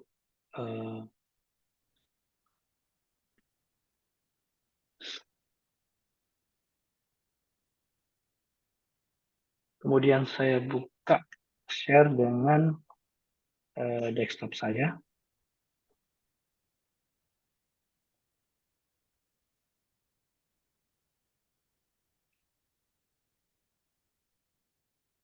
Oke, apakah kawan-kawan sudah lihat? Terlalu besar ya? Kecil. Gambarnya kecil ya jadinya. Sebelah kiri sih tidak terlalu kelihatan. Tapi kelihatan sih di tempat saya. Oke. Oke, tadi ada file gitu ya. Kalau saya klik file, membesarkannya gampang, sama seperti biasanya. Tinggal diklik sama di scroll, diklik apa ya ini? Saya komen mungkin yang gambar window-nya Anda klik, Anda tinggal besar kecilnya, jadi besar kecilnya. Jadi GUI-nya menarik juga, memudahkan juga. Nah, kalau saya coba buka filenya, kelihatan nggak Pak ininya, kotak widgetnya? Enggak, saat ini yang kelihatan masih yang file tadi aja. Oh, berarti saya nggak boleh ambil penuh ya. Sorry Pak, saya lepas share-nya. Oh, dia share screen-nya yang Zoom ini satu layar ya? Iya.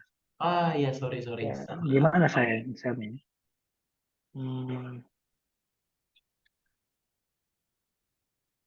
Oke, saya lepas tutup aja share-nya deh. Dia nggak bisa satu layar berdiri sendiri ya. Iya, baru notice.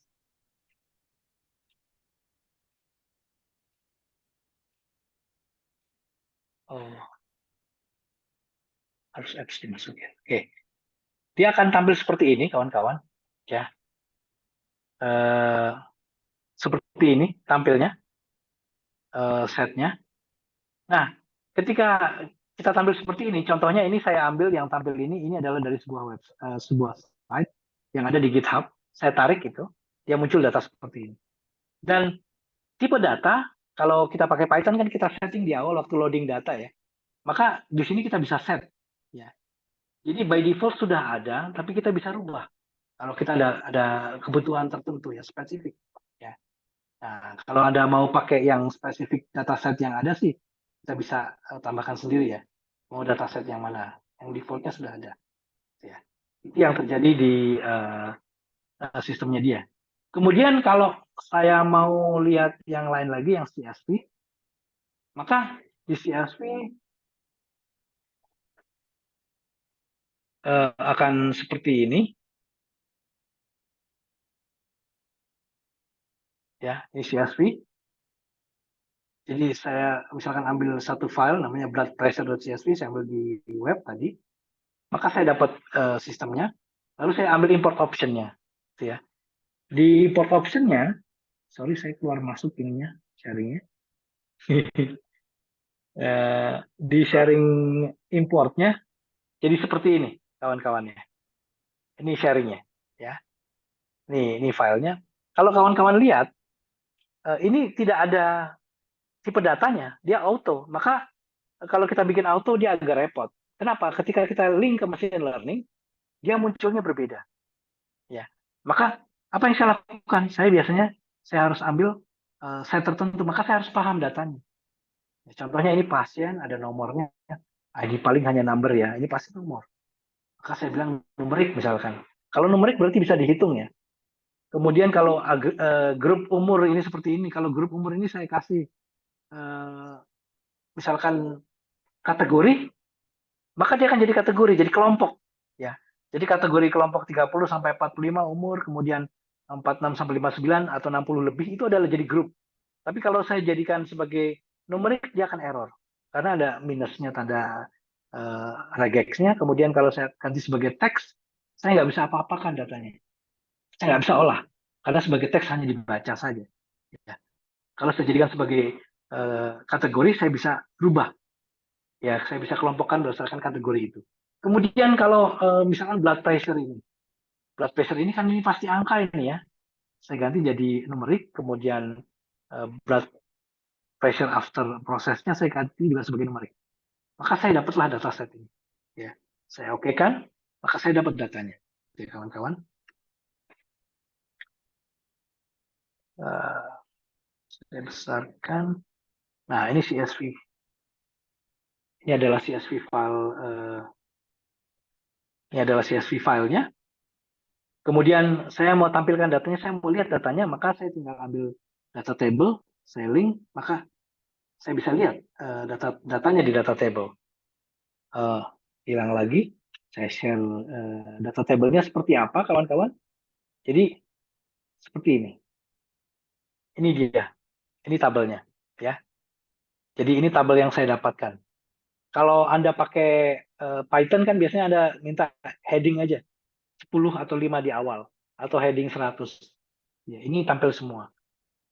Oke, dan dari sini kita bisa lihat instance, ya, ada informasi missing data atau tidak. Kalau ada missing data, maka kita harus perbaiki. Maka tadi ada yang namanya input, ya, imputasi data. Kenapa? Datanya harus diisi. Ya, minimal kalau tidak mau diproyeksikan harus dikasih angka 0. Kalau tidak ada angkanya nil atau not available, kita nggak bisa proses. Ya, ini sudah muncul seperti ini. Oke. Oke, kalau sudah seperti ini berarti saya sudah tahu dong kelompok datanya. Ya. Oke, ini sudah kita tentukan. Kemudian saya mau prosesnya berubah. Saya mau tampilkan keseluruhan informasi tadi menjadi satu keseluruhan informasi yang lengkap. Oke. Lengkap itu seperti apa sih? Oke, setelah tadi saya bisa lihat data table, saya mau lihat. Oh, sorry. Seperti apa sih data saya kalau saya visualisasikan di awal? Jadi misalkan saya mau lihat apa ya kalau seperti ini, misalkan misalkan tree viewer bisa. Kalau saya pakai tree viewer, maka saya harus pakai tree. Harus ada model tree-nya. Kalau tidak bisa dia. Maka saya bisa masukkan ke tree seperti ini. Ya. Nah, kenapa dia mengalami masalah? Karena di sini import option dia tidak punya satu bagian yang menjadi target. Oke, tidak ada target. Maka datanya harus di-set supaya ada targetnya. Gimana cara menentukan targetnya? Maka saya harus lihat informasi targetnya. Jadi di data ini tidak ada targetnya. Ya. Oh sorry, saya lupa kasih tahu tadi. Jadi ketika di Orange Tree, saya bisa klik garis ini. Garis ini adalah flow yang kita kerjakan. Ini data. Oke, ini dia datanya. Ya, seperti itu. Jadi, oh ternyata target datanya tidak ada di file yang ada ini. Maka apa yang terjadi? Maka kita tidak bisa langsung tampilkan sesederhana ini. Maka saya harus ubah supaya memiliki target. Ya, target itu seperti apa? Saya sampler. Jadi saya bikin data sampler. Gimana data sampler seperti ini? Ya, ini saya ngomongnya ini terus ya. Jadi kalau kawan-kawan ada pertanyaan tolong ditanyakan. Jadi di data sampler ini saya menentukan sampel datanya. Sorry, targetnya nggak keluar ya. Dataset, table,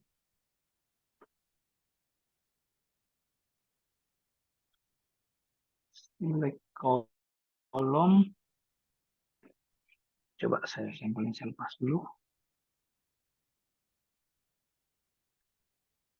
Ini saya ambil berdasarkan grup umur,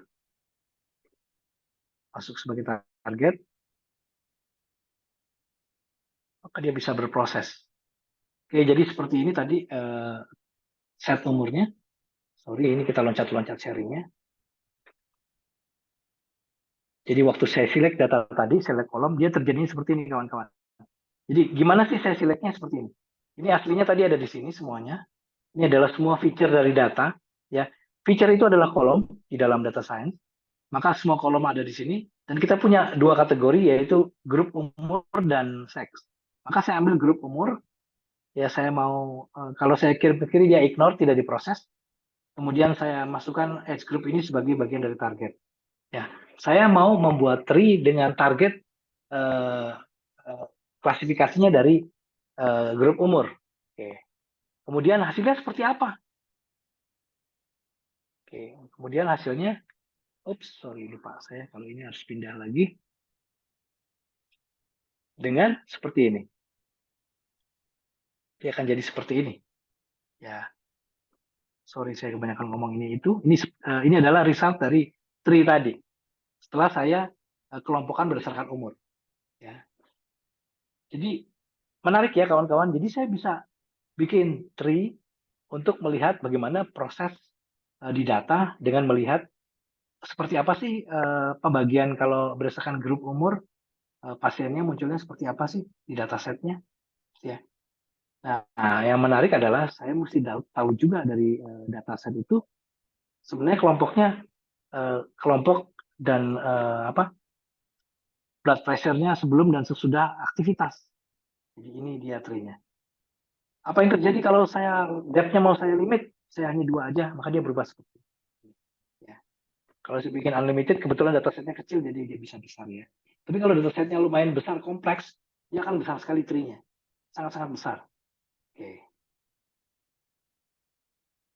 Oke, kalau saya mau save file tree-nya, saya tinggal save saja. Ini ada tombol gambar disket ini, save. Karena itu saya save sebagai file ya. Ya. Saya bisa save sebagai dia ada PNG ya filenya atau JPG, SVG atau PDF. Ya, jadi tidak perlu di capture saja layarnya, jadi kita bisa munculkan seperti ini. Oke, so far ada pertanyaan sampai sini, silakan kawan-kawan. Mudah ya? Ya, demo selalu lebih mudah daripada aslinya. Ada pertanyaan? Ya, saya nggak bohong. Kalau kuliah ngasih contoh itu paling gampang, tapi begitu ujian soalnya selalu bikin kepala pusing. Ya, itulah dia dosen. Ya. Nah, ini dia yang muncul ya. Sampai sini ada pertanyaan kawan-kawan? Ya, silakan. Harapan saya next week kita saya lempar permasalahan, Anda cobakan, lalu nanti saya guide seperti apa pemakaiannya. Nanti kita bisa discuss. Ini alasannya kenapa begini dan eksplanasinya seperti apa. Karena eksplanasi itu kalau waktu Anda membuat skripsi penting, itu kontennya. Ya. Seandainya si orang istri sudah nge-link ke ChatGPT, saya tinggal klik, tolong generate 1 bab. Gitu. Selesai semuanya. Karena MATLAB sudah begitu, kawan-kawannya. MATLAB sudah langsung generate, dan itu jadi masalah. Ya, masalah buat dosennya kekurangan pekerjaan nanti. Mahasiswanya cepat selesai semua. Oke, ini yang terjadi. Kemudian tadi kan kita viewer ya, ada banyak hal untuk viewer yang kita bisa kerjakan. Kemudian bagaimana kalau saya mau bermain dengan dataset misalkan, saya mau bermain dengan data yang visualisasikan, tapi saya coba ganti dengan dataset yang lain. Saya hapus dulu. Saya mau ambil dari dataset yang ada. Oke, initializing dia connect ke data. Saya stop biar Anda lihat seperti apa modelnya.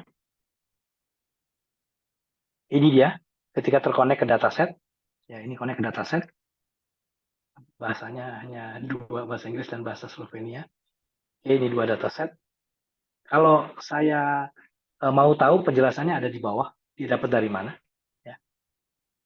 Misalkan di sini ada dataset yang namanya attrition. Ya. Di attrition ini ada ceritanya. Jadi di sini untuk mengetahui employee attrition, kenapa penyebabnya? Ya. Jadi ini data fiksi mengenai kenapa IBM data scientist sering keluar masuk di tempat kerja mereka. Oke, saya klik 2 kali, maka saya load datanya. Ya.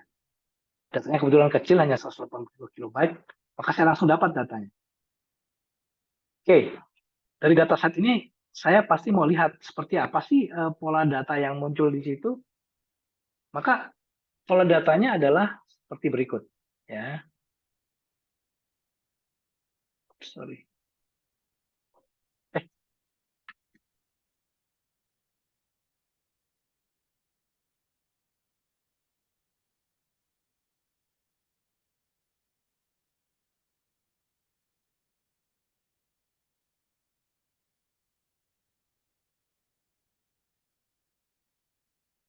Oke, ini datanya. Masih belum.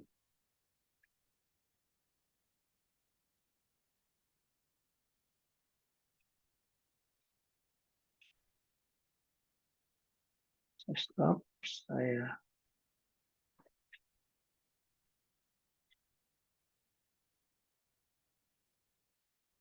Oke, ini dia datanya. Ini adalah datasetnya yang ada di dalam. Ya, kalau Anda lihat ada data pekerjaannya apa, role-nya, kemudian informasi single-nya, berapa gajinya, apakah dia sering kerja overtime. Jadi kita mau cari. Ini business analytic yang biasa orang sebut namanya people analytic. Jadi people analytic itu HR. Kita mau analisis kenapa kok pegawai kita yang keluar masuk sering banget, lalu mau cari kenapa sering keluar masuk pegawai kita. Ya, misalkan di UPH mau cari kenapa kok pegawai yang model seperti ini sering keluar masuk gitu ya. Apakah dia dari umur ataukah dari salary atau dari levelnya gitu ya. Nah, ini adalah dataset contohnya yang attrition. Oke, dari dataset attrition ini saya mau visualkan. Oke, saya mau visualkan seperti apa visual dari datanya ini. Misalkan saya mau lihat dari coba ya.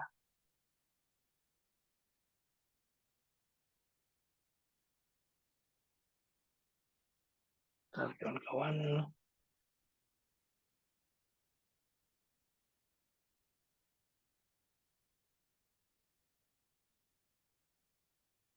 Oh iya, belum di-share, salah. Sorry.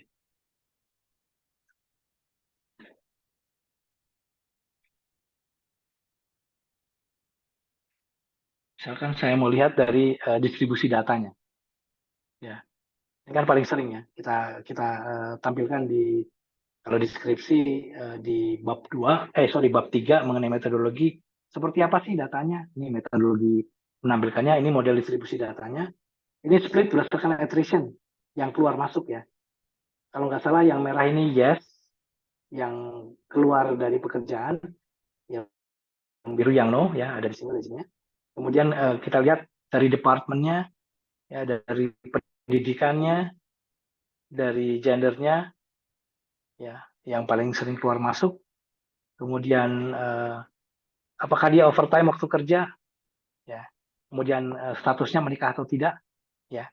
Mana yang sering banyak keluar masuk. Ternyata yang single, yang sering keluar masuk di pekerjaan, ya, yang menikah pasti takut. Oke, ini contoh visualisasi data sederhananya. Kemudian dari informasi yang ada, saya mau training data saya. Ya. Gimana saya caranya mau training data? Maka saya link ke machine learning. Sorry, saya stop share. Saya share. Bagaimana saya sharing machine learningnya? Jadi ini data table, ini distribution di atas. Kemudian saya masuk ke model. Di model saya misalkan mau masuk ke, saya mau coba random forest. Kemudian apa? SVM.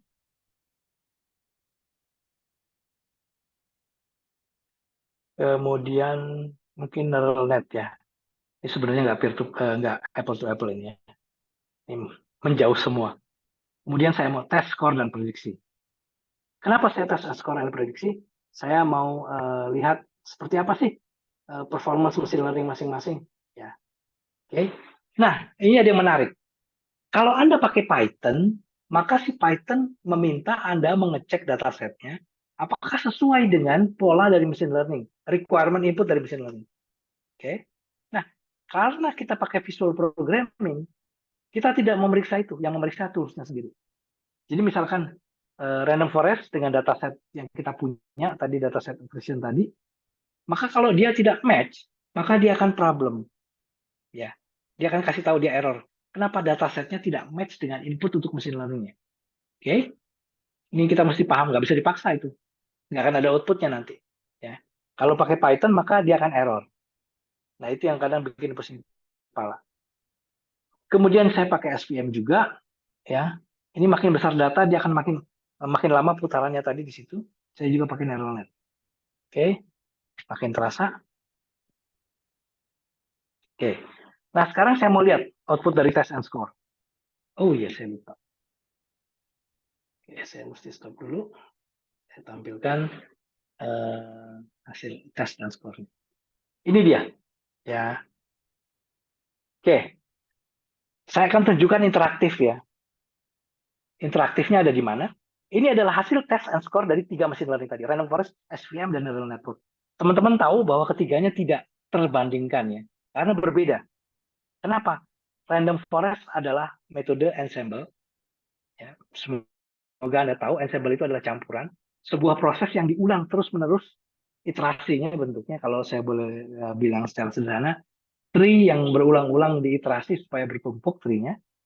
Sementara SVM adalah memilih berdasarkan pilihan yang selektif menggunakan kernel.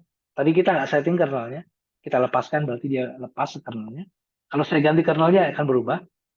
Kemudian neural net, ya yang Anda tahu bahwa di neural net dia akan melihat propagasinya. Oke. Anda lihat dari dataset attrition tadi berbeda ya. Ya, berbeda precision recall F1 CA sama area under curve-nya berbeda. Anda lihat random forest outperforms yang lain. Oh iya, kata kunci kalau kita pakai bahasa Inggris menunjukkan bahwa satu machine learning lebih baik dari yang lain, satu proses lebih baik dari yang lain, kita selalu pakai kata outperforms. Itu kata kunci. Ya, nah ini dia seperti ini. Ya, selalu seperti apa area under curve-nya ada di bawah. Ini nilai yang sering kita cuplik kalau deskripsi bab 4 ini. Ini loh prosesnya. Ya, antara random forest dengan SVM, area under curve-nya akan seperti ini perbandingannya. Ya. Anda lihat waktu saya hover ke angka, muncul probability di value-nya ya. Ada probability di value-nya. Jadi ada probability P random forest-nya ya. Anda lihat kecilnya itu tadi. Ya, P random forest lebih besar dari SPM sama dengan 0,914. Ya kalau skripsi tinggal copy doang. Ya, Anda bisa ceritakan seperti itu. Jadi nggak usah ditebak. Ya, udah keluar itu nilainya. Neural network lebih besar dari SVM atau lebih outperform dari SVM 0,729. Oke. Nah, sekarang kita mendapatkan angka ini semua menggunakan folding. Ya, cross validasi dengan folding, yaitu 5 fold. Di mana foldernya itu bisa banyak pilihan, maksimum 20 folding. Di mana kalau 20 folding, maka terjadi kalau boleh dibilang faktorial dari 20 dari variabel angka. Jadi dilipat gandakan 20 kali datanya. Apakah akan berubah hasilnya? Berubah. Ya. Prosesnya Anda lihat lama banget ya. Jadi dia akan number folder cross validasi iterasinya untuk 20 folder. Lebih besar data yang dihasilkan karena kita mau cari error rate-nya lebih banyak lagi. Ya ini kalau kita pakai Python biasanya kita bikin dia muncul di garis-garis gitu ya. 1%, 2%, 3%, sekian prosesnya. Ya, di sini enggak. Jadi kita tampilkan seperti ini.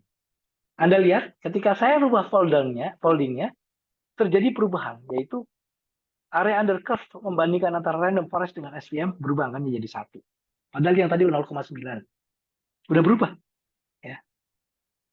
Ini kalau skripsi saya punya berapa folder ini 3 aja, 5, 10, dan 20. Saya sudah bilang bahwa parameternya seperti itu. Oke. Ini saya pakai folding ya, cross validasi untuk meningkatkan error rate-nya. Nah, sekarang kalau saya pakai random sampling seperti apa? Ya. Kalau saya mau pakai random sampling, Anda harus hati-hati. Di sini ada 10 ya. Repeat training testnya saya kurangin jadi 5 aja. Ya. Semoga nggak freeze. Ini udah nggak freeze 5. Oke, itu tadi data berubah. Nah, lihat. Ya. Training set size-nya 66% dari data. Jadi secara random, 66% dari data dipangkas untuk training set. Tidak semua di training. Anda lihat angkanya berubah. Ya. Tadi pakai cross validasi, sekarang saya pakai random sampling. Nah, random sampling yang stratified dan tidak stratified berbeda. Stratified ini adalah terjadi spesifik training waktu kita menggunakan random sampling. Kalau saya lepas, dia akan berubah. Ya. Karena stratified membuat datanya lebih spesifik ketika dibandingkan. Oke, kawan-kawan, ya. Ini kita ngelihat dalam bentuk data. Kalau Anda nanti skripsi, harusnya Anda nanti mapping lagi ke dalam ROC tadi ya, dibuat gambar grafnya. Jadi kalau dengan metode seperti ini aja Anda sudah dapat berapa puluh gambar untuk ditampilkan di bab 4 ya. Ini supervisor pengujinya udah nyerah, dia bilang, "Oh, udah terlalu bagus apa yang kamu kerjakan untuk visualisasi, prediksi evaluasi performance-nya." Ya kita belum prediksi ya, kita baru evaluasi performance. Itu udah dapat semuanya. Ya. Kemudian tes on train data, kemudian training set size-nya 66%. Kalau saya bikin 90% akan berubah lagi. Jadi saya training 90% dari data, 10% saya gunakan untuk testing, maka dia akan berubah hasilnya. Makin banyak data yang dilibatkan, makin sempurna dia. Tapi kalau 90/10 ya tentu saja keterlaluan ya. Jadi harusnya bagus banget. Ya kawan-kawan seperti itu. Oke. Anda sudah lihat prosesnya. Sampai sini ada pertanyaan silakan. Kita belum masuk ke detail, baru minggu depan. Itu belum detail ya, tadi kita hanya mencoba doang. Minggu depan kita masuk ke case. Silakan kalau ada pertanyaan. Silakan sekiranya ada pertanyaan. Oke. Ini asumsikan aja kita mengadakan workshop ya kawan-kawannya. Ini bukan kuliah. Kalau kuliah, teori yang keluar semuanya. Oke. Ya ada, saya ikuti ya. Oke. Ini menarik ya. Kemudian setelah itu saya mau tampilkan bagaimana kalau saya buat visualisasinya bisa saya munculkan. Maka di test and score ini tentu saja di evaluasi saya munculkan conversion matrix-nya, kemudian saya munculkan ROC analisisnya, dan ketika saya masukkan ROC analisis, menarik hasil yang ditampilkan. Setelah saya share lagi. Ini saya membandingkan ketiganya kawan-kawan ya. Oke. Dengan target attrition dengan no attrition-nya. Kalau dia no, Anda perhatikan di atas ini ada no. No artinya yang tidak keluar dari pekerjaan. Kalau saya bilang yes, maka mereka yang keluar dari pekerjaan berdasarkan dataset. Ini dari performance machine learning ya, bukan dataset ditampilkan saja. Nah, sekarang kita bisa lihat perbandingan. Random forest, SVM yang orange, random forest yang hijau, neural network yang biru. Oke. Ini ditampilkan berdasarkan prediction dari foldingnya. Anda lihat ini foldingnya. Oke. Nah, kalau saya mau lihat dari true positive rate-nya, maka saya melihat seperti apa true positive rate-nya dia. Kenapa true positive rate? Karena saya melihat average, Anda lihat. Mean TP rate-nya berarti ada atas bawahnya, ada garis nih. Ya, ini sayang jadi ada yang nyatu. Oh, yang oranye ini kelihatan orange. Ini ada yang seperti ini, ya. Ada atas, ada bawahnya. Dan Anda kalau analisis akan lihat dia berada potongan atas bawahnya ada di mana? Ya, dengan yang lain. Maka analisis seperti itu. Dan saya waktu melakukan analisis bisa melihat juga dari cost-nya. Ya, cost ini akan berubah. Ini kalau 500 cuman angkanya ke 100 nggak berubah. Ya. Oke. Ini convex cuman atas bawahnya aja. Tuh. Ini kalau no, dia seperti ini. Oke, ini adalah area under curve. Kemudian kalau confusion matrix, sebentar saya share-nya lepas, saya masuk confusion ya. Ini confusion matrix nih kawan-kawan. Ini untuk random forest. Kalau SVM seperti ini, neural network seperti ini. Ya. Saya lupa kalau nggak salah bisa digabungkan semua. Oh nggak bisa ya. Nggak bisa ya, kalau digabungkan gambarnya susah banget ini, rumit. Oke, ini untuk ketiga masing-masing dengan bentuknya prediksi. Kalau probabilities, ya ternyata nggak beda jauh, sama juga ini. Kalau saya mau lihat yang misclassified, ya ini dilihat warna kelompoknya. Yang clear selection kembali lagi, pilih yang benarnya saja, maka saya bisa dapat seperti itu. Jadi ini berdasarkan predicted. Oke, lihat di kanan atas ya. Lihat, saya kursornya bergerak terus. Saya kadang mulutnya ketinggalan. Ini adalah proportion yang predicted. Jadi proportion adalah persentasi proporsi dari data yang diprediksi. Bagaimana kalau jumlah? Ya akan seperti ini. Ini jumlah datanya. Ya, kemudian kalau aktual datanya seperti ini proporsinya. Kemudian dari jumlah probabilitasnya seperti ini. Ya. Oke. Kecepatan saya ya. Oke, mungkin Anda memang harusnya install dulu, kemudian coba-coba, terus kita discuss. Oke. Minggu depan kita ada case ya, kita jadi ini ada case, coba kita kerjakan, saya jelaskan. Dengan begitu kita workshop menarik.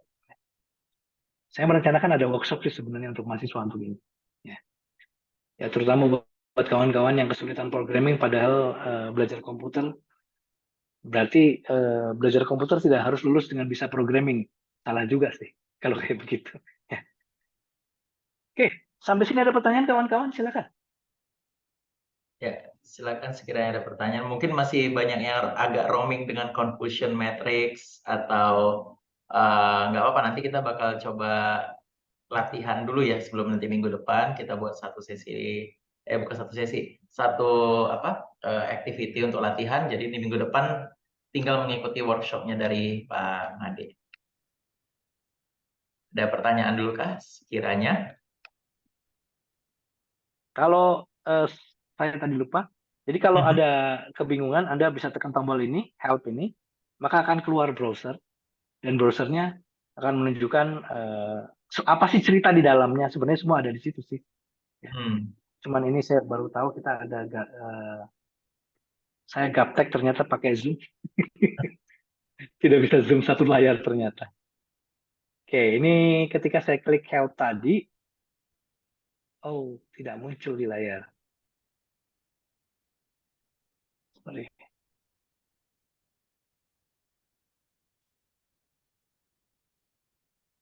Ternyata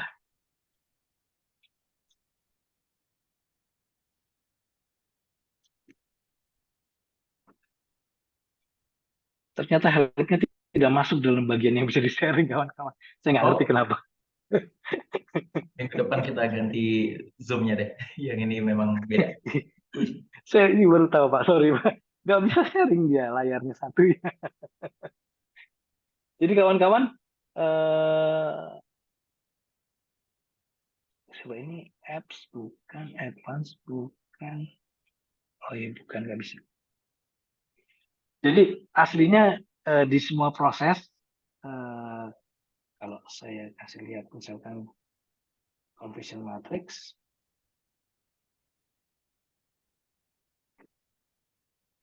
sorry, jadi kalau confusion matrix, kita lihat di help-nya ini, ya yang help ini, yang di pojok kiri bawah, itu kalau diklik keluar browser, semua cerita bagaimana confusion matrix ada di situ, termasuk teorinya. Ya. Jadi ada teorinya di situ. Mungkin yang Anda perlukan sekarang adalah bermain jarinya dengan mouse atau pad di depan sistemnya ini ya. Oke, ada banyak hal yang saya mau ceritakan di sini, luar biasa banyak, terutama dengan add-on-nya. Jadi kawan-kawan nanti jika ada waktu dan bandwidth-nya lagi baik, add-on-nya tolong ditambahkan. Misalkan add-on yang kita perlukan nantinya adalah, sorry saya tutup aja deh di sini. Saya share si aplikasinya. Add-on yang menarik adalah, oh ternyata atasnya nggak keluar ya Pak ya. Saya menunjukin option yang di atasnya nggak keluar ternyata. Iya, dikit aja munculnya. Ada Ada aja ya, saya naikin. Add-on saya muncul ya? Iya, tulisan add-onnya muncul. Tapi kalau diklik, Waktu saya diklik hilang pasti. Oke. ini dia, muncul. Kelihatan di sini. Muncul ya? Iya, muncul. Dan installer. Oke. Nah, ini saya kurang kerjaan, saya isi semua. Ya. Nanti Anda satu-satu cobanya berapa berapa bagian ya, soalnya begitu diisi semua kadang-kadang dia minta restart terusan karena over dia. Nah, yang menarik mungkin Anda coba dulu install kalau bisa yang Geo ini, Image Analytics sama teks gitu ya. Karena itu bagian yang kita akan coba minggu-minggu mendatang ya. Karena di situ visualnya menarik, kasusnya menarik, dan satu hal lagi yang mau saya tunjukkan kepada Anda, kita bisa melakukan animasi di sana. Ya. Animasi maksudnya bukan animasi kayak video, bukan. Tapi datanya dianimasikan. Jadi kalau kawan-kawan lihat yang waktu COVID itu ada perkembangan dari 2020 bulan Maret, April, Mei, Juni kan berkembang itu. Di dunia datanya berkembang. Jumlah persentasenya naik. Nah itu kita bisa animasikan dengan data. Bisa. Jadi si Orange punya kemampuan itu. Tapi buat teman-teman yang nggak sabar, itu bisa lihat di blognya ya. Di blognya ada contoh cara pakai. Gitu. Semoga mereka masih update di situ. Jadi, oh iya datanya yang saya nggak tahu ya, COVID-nya masih ada datanya. Karena COVID-nya udah nggak ada katanya. Nah, dari situ kita bisa simulasikan. Tapi juga ada dataset yang lain-lain yang kita bisa coba. Jadi cara pakainya atau cara cobanya ada dengan blog itu. Oke ya. Tapi dengan link yang tadi saya kasih lihat juga Anda bisa lihat di mana sih file tutorial yang lain yang mereka pakai untuk training ya. Sayangnya trainingnya kebanyakan sebelum tahun 2020 ya, sebelum COVID, jadi 2018 gitu, ke bawah gitu ya. Agak beda versi Orange-nya, tapi Orange-nya teknik yang dipakai masih teknik yang sederhana. Ya. Oh ya, di kesempatan dengan saya ini saya mungkin nggak ajarkan yang bioinformatics karena saya juga nggak terlalu paham daripada salah arah. Jadi di sini ada bioinformatics juga ya. Ini lihat ya kawan-kawan lihat dia akses ke DNA. Tapi kalau kawan-kawan mau coba nggak ada salahnya. Dan kita di UPH di Fakultas Ilmu Komputer ada kerjasama dengan mereka yang bermain dengan bioinformatics yaitu Muhtar Riyadi Nano Center. Kita bisa kerjasama. Jadi kawan-kawan mau skripsi bioinformatics butuh pembimbing, nanti kita bisa link ke mereka. Ya kawan-kawan saya link, kan nggak usah ketemu orangnya kan, yang penting bisa visual ketemu. Mereka masih dalam satu grup. Ya. Ini datanya kalau kita mau bermain di bioinformatics. Ini data beneran, ya. Data live bukan data yang di imajiner dibuat, bukan. Ya, cuman sudah dipangkas jumlahnya. Kalau enggak nanti komputernya freeze terus. Ya. Oke. So far ini yang saya bisa ceritakan, mungkin nggak bisa dia mas. Oke. Oh, kalau kayak begini berarti kelihatan ya Pak ya gambarnya, grafiknya? Saat grafik sih tidak Pak, yang kita lihat sekarang Oh, masih tampilan benar ya, tampilan besarnya Orange saja ya. besarnya Orange. Oke. Dataset, data table. Tapi nggak apa, minggu depan kita ganti zoom-nya dengan yang lebih zoom. Saya baru tahu zoom-nya ternyata terkunci dengan aplikasi. Iya, saya juga baru notice. Oke, kawan-kawan. Jadi itu sebagian kecil saja yang saya bisa kasih lihat. Sebagian besar informasinya ada di blog mereka dan ada di file tadi, file biolab.si tadi. Kemudian semua tutorial ada di situ. Dan semua tutorial misalkan bagaimana cara pakainya random forest, bagaimana cara pakainya SVM, bagaimana cara pakainya neural network. Itu ada di YouTube. Ya, YouTube-nya jangan YouTube yang lain dulu ya, karena yang lain agak berbeda. YouTube-nya Orange yang punya Orange buat. Ya. Orange-nya buat juga untuk tutorial menggunakan semuanya. Lengkap. Mereka punya lengkap. Ya. Ya dengan bahasa Inggris yang agak-agak accent sana lah. Ya. Oke, jadi masih bisa dimengerti. Masih bagus kok. Dan tutorialnya cukup up to date dari mereka. Mereka selalu update. Dan yang menarik, penelitian ini jalan terus. Di mereka jalan terus. Mereka pakai penelitian SPRC, ya, European Research. Jadi uangnya besar sehingga penelitian mereka continue. Dan ini sudah dipakai global. Orange Tree. Termasuk universitas besar di Indonesia, sebagian besar pakai Orange Tree. Ya, mereka malu-malu pakai Orange Tree juga. Karena di Orange Tree site-nya, kita temukan universitas besar pada mendaftar di sana sebagai member pengguna aktif gitu. Saya nggak tahu aturan main kalau saya pakai Orange Tree boleh skripsi. Dan kalau ditanya skripsi harus ada codingnya, saya bingung, ini nggak ada coding sama sekali. nggak ada coding. Kecuali kalau Pak Oki tiba-tiba minta deployment jadi web, biar keluar coding. Banyak kok yang ngambil topik skripsi yang kurang lebih seperti ini juga. Jadi untuk rekan-rekan lainnya ya mudah-mudahan jadi ide gitu ya. Jadi harapannya 3 pertemuan ke depan dilatih gitu ya. Mungkin masih banyak yang roaming tadi dengan terminologi dataset, siapa tahu, atau random forest itu hutan jenis apa yang acak. Jadi mudah-mudahan bisa dilatih gitu ya. Nanti setelah ini tadi Pak Made bilang kita coba lihat referensinya supaya tahu cara menggunakannya. Nanti saya di LMS bakal coba buat satu case study kecil-kecilan yang bisa diselesaikan dengan ini. Mudah-mudahan dari situ ke depan tidak ada gap lah mudah-mudahan ya. Jadi nanti minggu depan ketika dipraktekkan sudah bisa gitu. Oke. Jadi harapannya skripsinya lancar, kawan-kawan ya. Iya. Jangan lama-lama lulusnya. Kita sampai jam 8 ya, Pak? Enggak. Oh, ada lagi Pak kira-kira yang mau di apa Enggak ya? sih. Bahan saya sudah sih, Pak. Siap. Kalau begitu Saya sudah.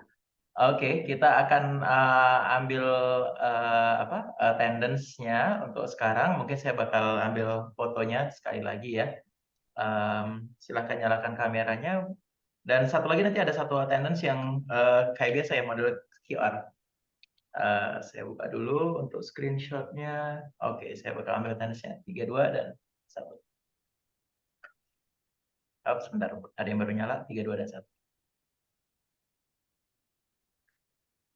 Oke.